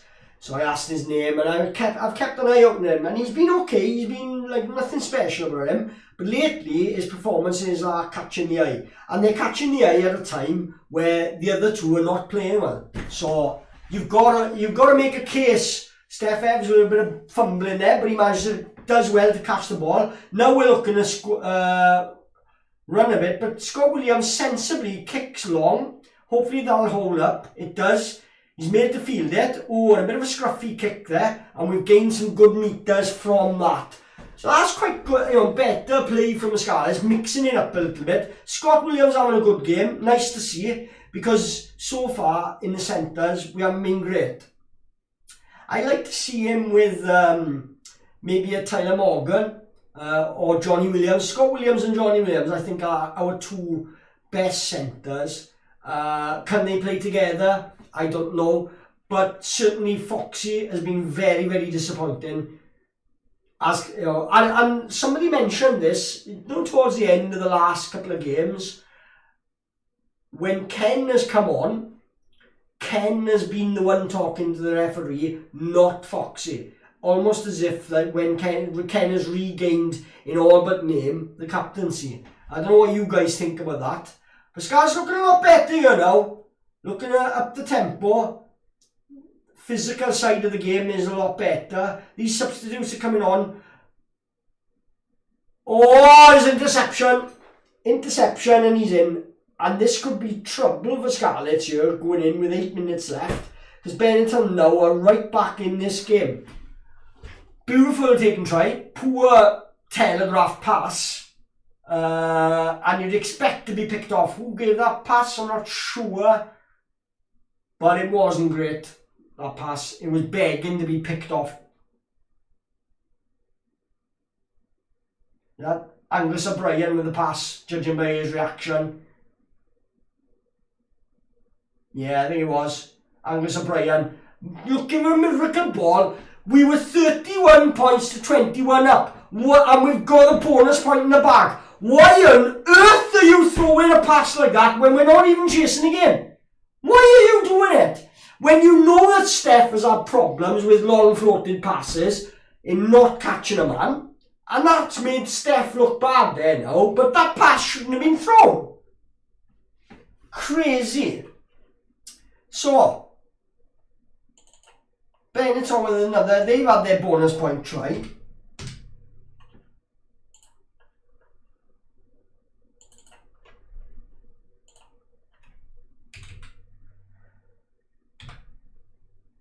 Whoops. Don't worry, it's not 80 points. So it's 31-28. There's a 3-point game going into the last 5 minutes, but Steph is away! Steph's away! Can he get to the corner? He's being hunted down by the scrum half, and he's in! Well, Steph, fair play. He's righted the wrong. Oh, he's going to the touch, judge. What's he looking for? A knock on here, maybe, is it? Where was Steph? Was he offside? I don't know. They're going to have a look at this.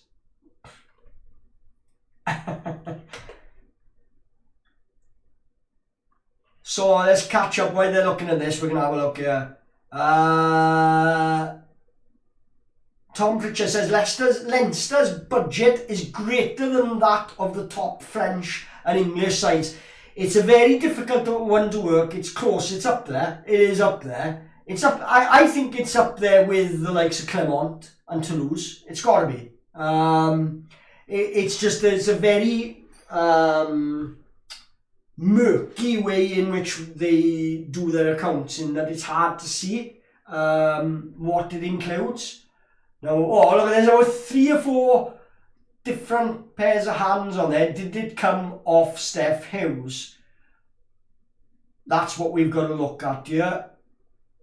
And it comes, oh, I think it was Steph Hughes' right hand. I think it was Steph Hughes' right hand. Why didn't that outside half munch Steph Evs there? When Steph Evs catches this ball, or the outside half surely should have nailed Steph Evs there.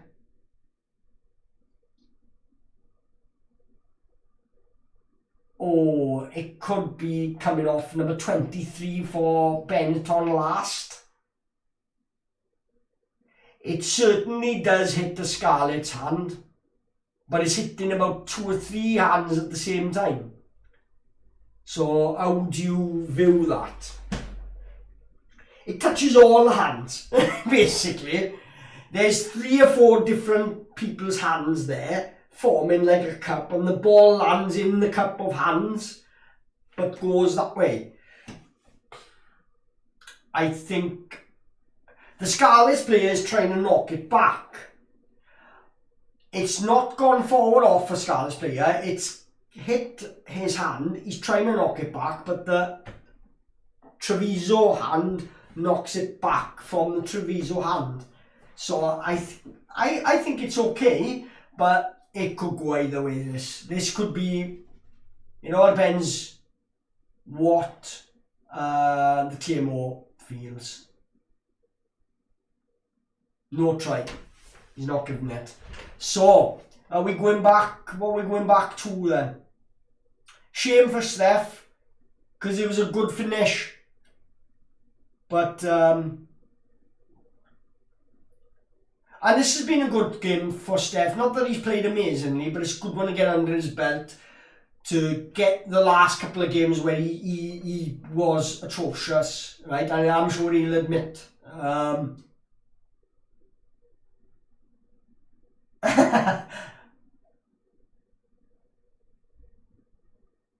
The fans, you could read their lips in the crowd, innit? This is interesting. Mountains of Elysium says Leinster have a lot more funding than the other provinces, but to be fair, their performances have earned it. Connacht get a raw deal in the IRFU funding. All foreign players also need approval from the IRFU. This is the problem, and it is a model, right? Before I go to the other charts, this is a model that the WIU are going to look to implement over the next year or so.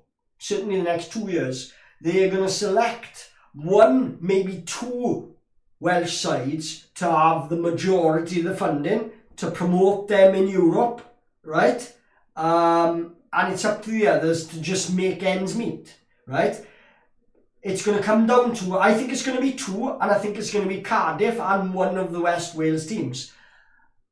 Judging that the Scarlets play out of Parc y Scarlets rent-free, okay, because we had a 99-year lease from the council on Parc y Scarlets, okay, so it was built for us. We, Salt Stradi, used that money to give to the council to build the stadium, okay, and in turn we had a 99-year rent-free lease for that, okay, so we're obviously a good few years into it, but still plenty of term to go on that lease.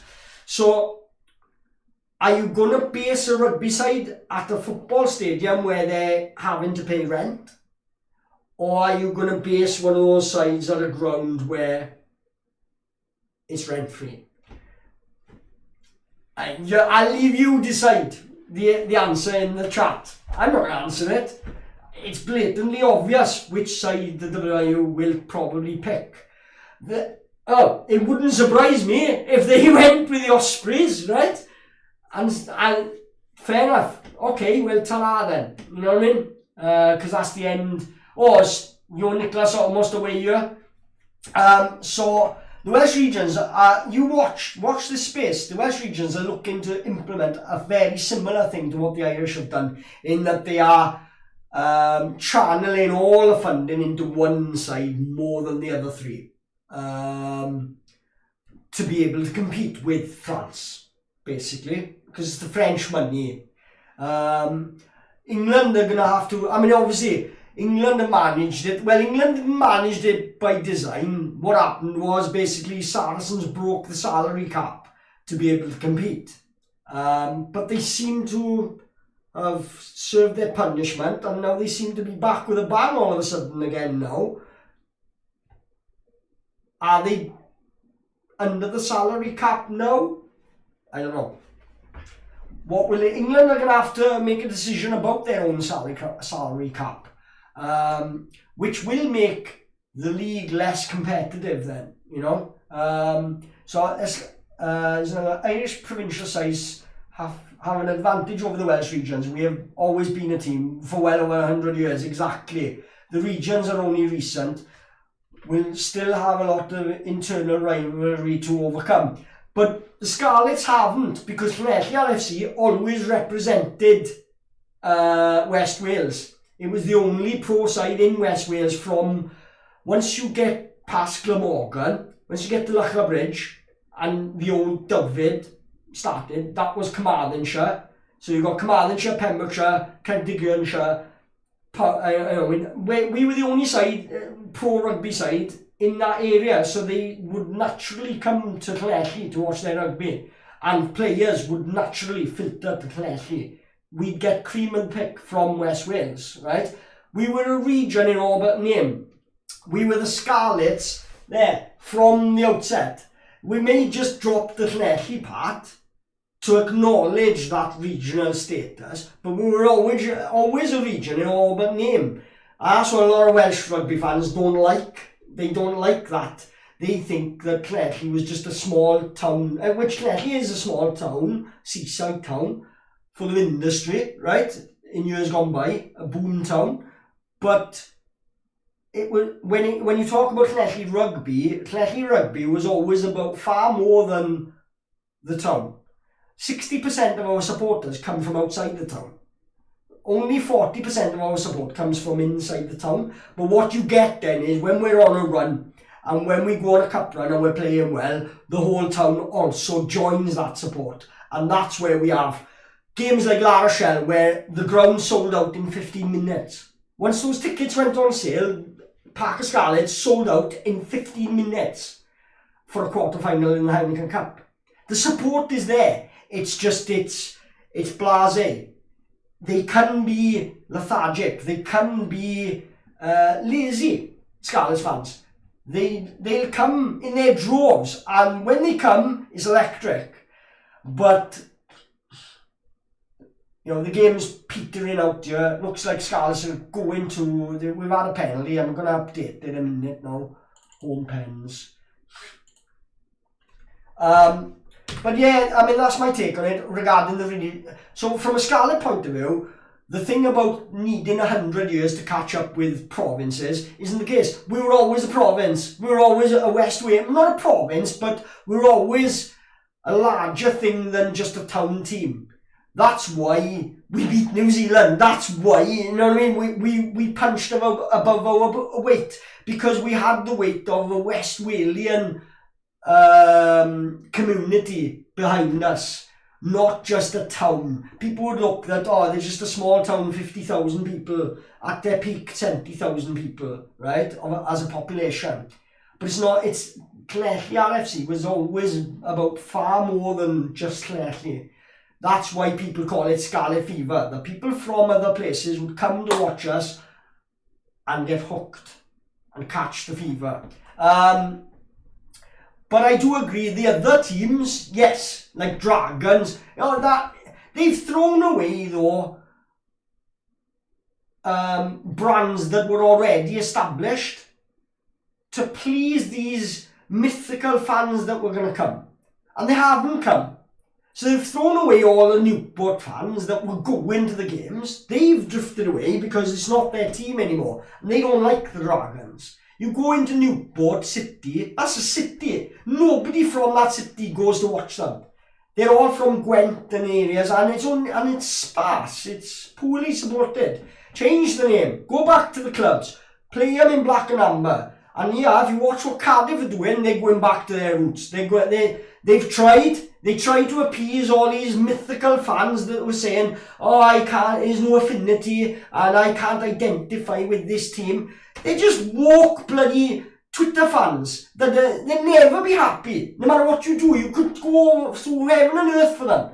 Move heaven and earth for them. They'll never be happy and they'll never come to games. But you've chucked out people that will go into the games, that were ardent fans, that have supported the black and ambers for life, the blue and blacks for life, right? People who are supporting Neath and Swansea for life, Pontypridd for life, right? They've been cast aside for these plastic gimmicks that Moffat invented. And the only reason they put them where they put them was around the money men, because the WU couldn't afford to fund it themselves, right? So let's forget about all this regionalisation by the WIU, because the WIU haven't got a pot to piss in. They can't afford it. So let the clubs do clubs, right? And pick the best ones and let them go by... because this is the other thing. These entities haven't had to earn their right. They haven't had to earn their right. They were given their places in Europe most years. They were given...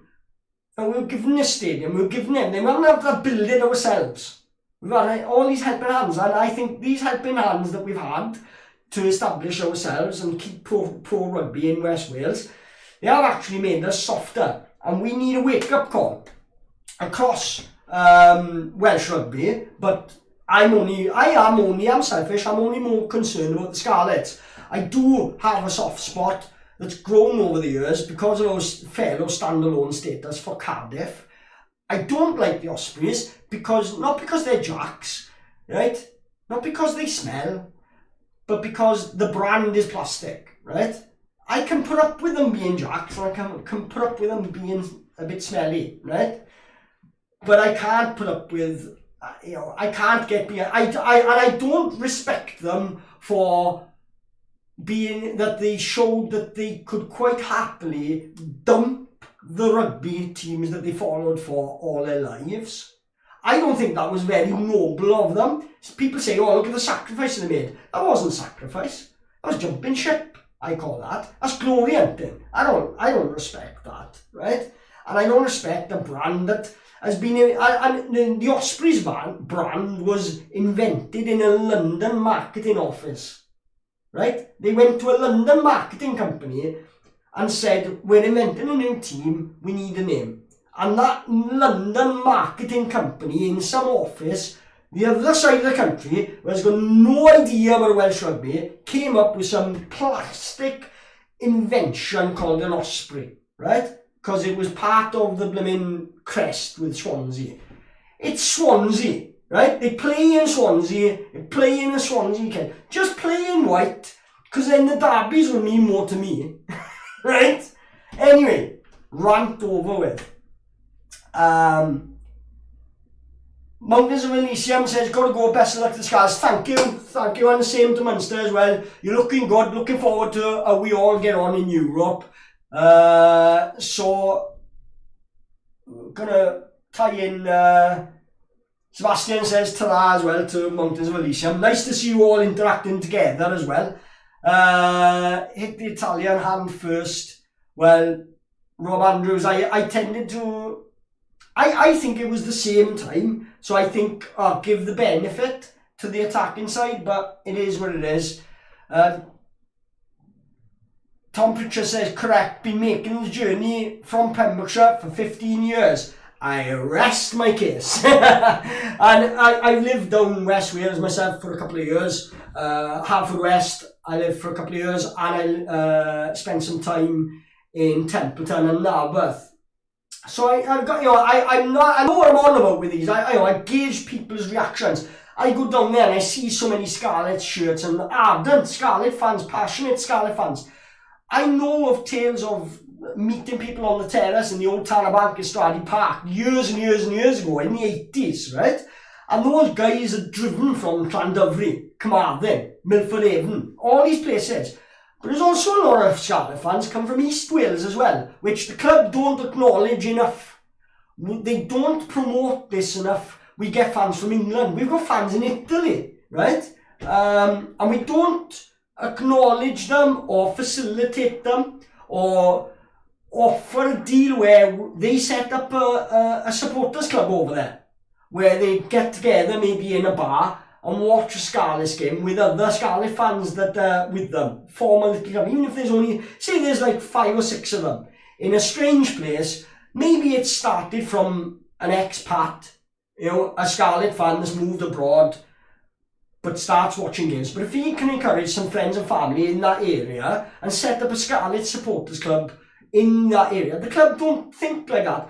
Do you know, that is the concept that made Liverpool and Man United global fan bases, right? That's how it starts. That's how you do it. You get your brand sorted and you look at it that way and you grow it that way. We've got fans in England. We've got fans in Scotland. I see them on Twitter. They're always commenting on Facebook with the Scarlets groups.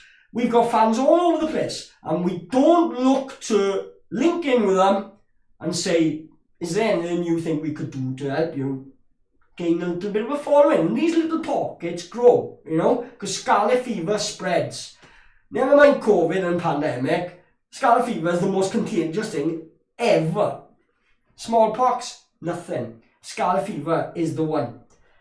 I caught it. My first game was Roslyn Park at home on a Tanner Bank in 1988, 89. I think one of the years, I can't think, I'll say it again as to what the game was where I got Scarlet fever. I'm trying to think offhand. It will probably be one of the,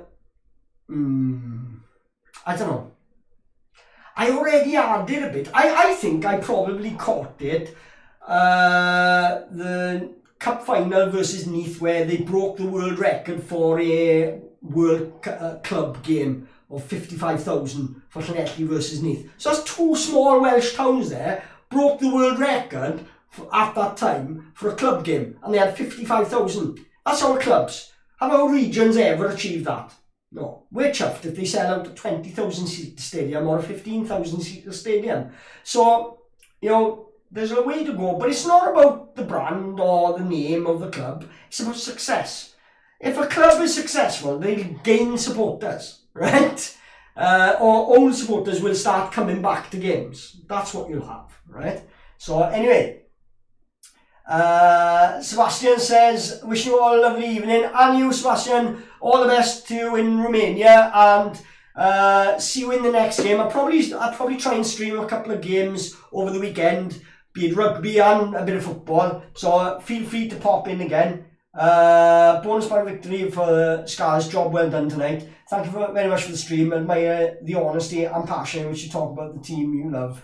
Thank you, Sebastian, and you take care, mate. And we'll see you next time. Phil Manger saying we should not be struggling to hold on to a lead against Benetton. They were the better team. Interesting thoughts. I'm not sure if they were the better team, but we did make hard work of it. I saw a good improvement. I was happy with those replacements that came on and scrummaged well.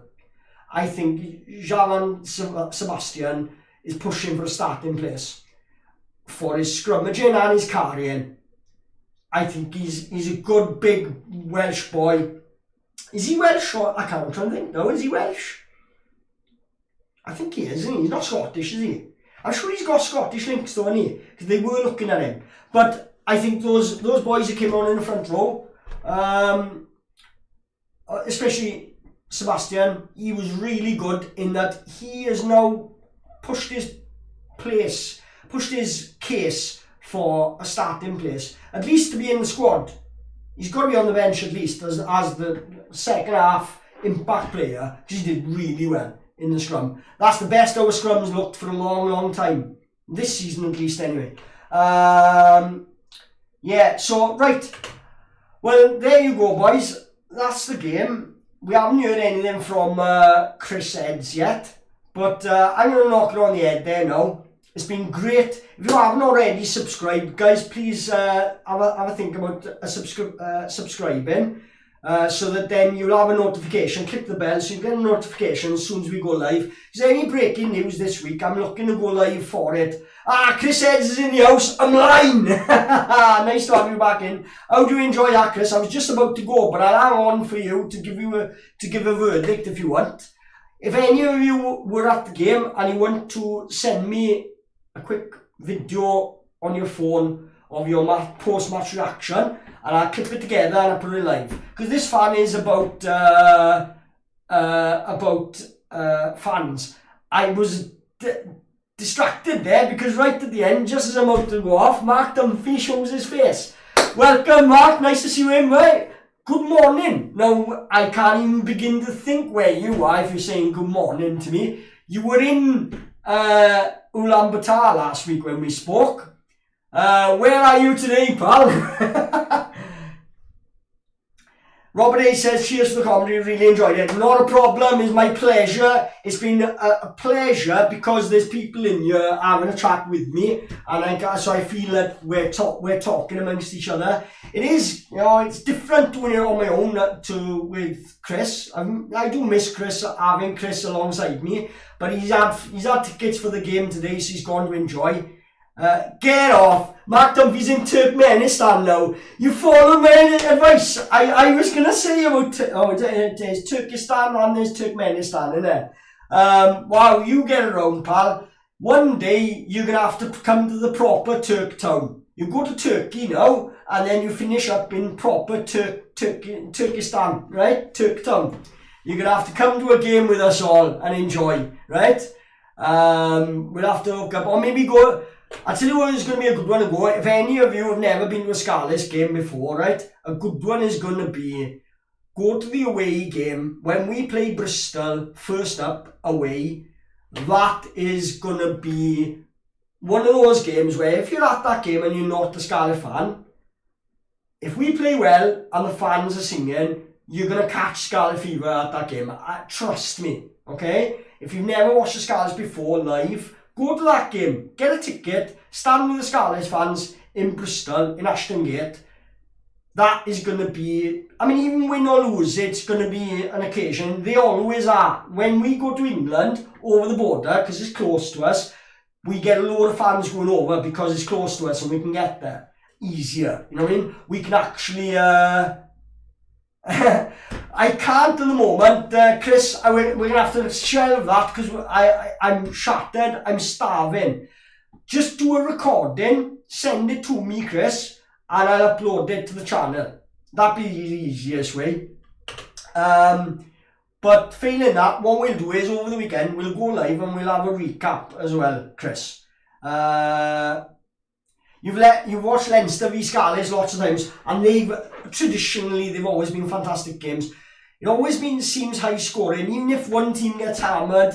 Because I remember there was one time, I remember at Stradi, we put 50 odd points past yourselves. I think Brian O'Driscoll was in the team, and towards the end of his career as well at Parc y Scarlets, where I can't remember the centre for us, Gareth Moore, went on the outside of Brian O'Driscoll, and Brian O'Driscoll wrote it in his book. He knew it was time to go when, in fairness, Gareth Moore was an average player. He said once there was average players going around me for fun, he realised he didn't have it anymore, and it was his calling that he realised he needed to retire. Which, I mean, everybody respects Brian O'Driscoll. There were always rumours when he made a little soundbite, he was renewing his contract, and he made a soundbite about how much he respected the Scarlets and that we played good rugby, and everybody in the town said, Brian O'Driscoll signing with the Scarlets. Oh, we've seen him in the car park in Stradi, which was always the thing of Stefan Glass, Brian O'Driscoll, and all these players that would be rumoured. The rumour would spread that just past Stradi car park, saw Brian O'Driscoll in the car park going in to see Stuart Gallagher and all this, right? It would always be the case, and obviously sometimes they were true, sometimes they weren't, and that's what made the rumour go like wildfire, because some of them would turn out to be true. So sometimes then when someone would throw the best one was Stefan Glass, one of the pranksters on Scarlet Fever forum, posted that he saw Stefan Glass in the Stradi car park, and everybody was like, we're signing Stefan Glass, back when Stefan Glass was good. Oh, brilliant.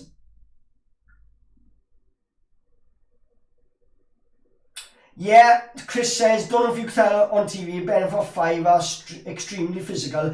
I noticed that we did front up better. We looked better up front, that Benetton were dangerous, they were trying. They weren't quite on a level of what we faced against Leinster, but they were certainly on a level where we faced against Munster, but against Munster we were dreadful. There was an improvement there. Score was still a bit too high for my liking, considering it's Benetton. What's interesting is it's almost a mirror of the game against that the Ospreys played against Benetton. If you're looking for a comparison, you'd have to say that the Ospreys and Scarlets, strength for strength, look very similar at the moment. There's a lot of areas to their game where they need to work on, but they have got something about them in certain areas. Certainly, I would say Scott Williams and Johnny Williams are our two best centres, and Foxy needs to be dropped. I'm sorry. On form, I wouldn't. Starting against Bristol, I wouldn't have Foxy. He needs maybe on the bench, but can you afford to bench someone who only plays one position? I don't think so. I think he's dropped. I think he's dropped for that European game, opening up. So, good win, Nick, for the Scarlets. Yeah, good win, and that's all it is. Nobody's getting carried away, because after the last two performances against the Irish sides, you got to see something more, and you got to see it consistently before you can be hopeful of making a dent in Europe. But who knows? I mean, sometimes whenever the Scarlets have been written off in Europe, that's when they've had their best seasons in Europe. So whenever we've been expectant of them in Europe, they've never delivered. The times we've gone and reached semi-finals has been the times when nobody's really expecting them to do it. So I am absolutely starving, boys, and I'm gagging for my supper. I've made beef stew, and it's been stewing there for 2 or 3 goes now, so the taste should be lovely. My mouth is watering. I'm starving. I haven't had anything to eat since about 1 o'clock this afternoon, and it's now 5 to 10.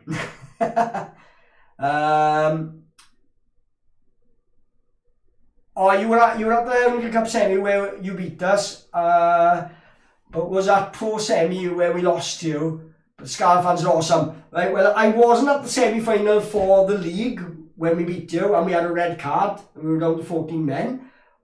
But I was at the semi-final and I made the final against Munster, but the following year in the semi-final in Europe, when we were well beaten by Leinster, I was extremely disappointed with our performance that day. We were too easy to beat for my liking. But I was at that game as well, Mark. I was just to the right of the glass cabinets where our coaches were, just to the right of that, and the concourse, the gangway you walk down there, and I was right down the front, near the touchline front seats, basically. But I was right to the right of where the coaches sit, and down, basically, on the lower tier. But it was lovely weather, and it was great. I can't remember which pub we were outside, whether it was Mary Mac's, but the Scarlets had one pub, and there was a big tent outside it on the pavement to cover us from the sun, and we filled that one, and the Leinster fans were all in a pub up the road, and it was all blue one side of the road, and it was all Scarlet the other side of the road, and the singing was great, back and forth. We were singing Sosman Mach and stuff like that, and then you could hear the Leinster fans cheering and applauding, and it was a lovely occasion. They enjoyed themselves. The Guinness was flowing, and I had a lovely Cantonese meal there in the evening. We actually camped outside Dublin, or just on the outskirts of Dublin. We did it twice. We camped in the same campsite twice. We did it because we did it for the Munster final the year before, and we won. We thought we'll do the same again. Basically, the ferry over was fantastic as well. Lovely weather for that semi-final. It's just a result, that's all.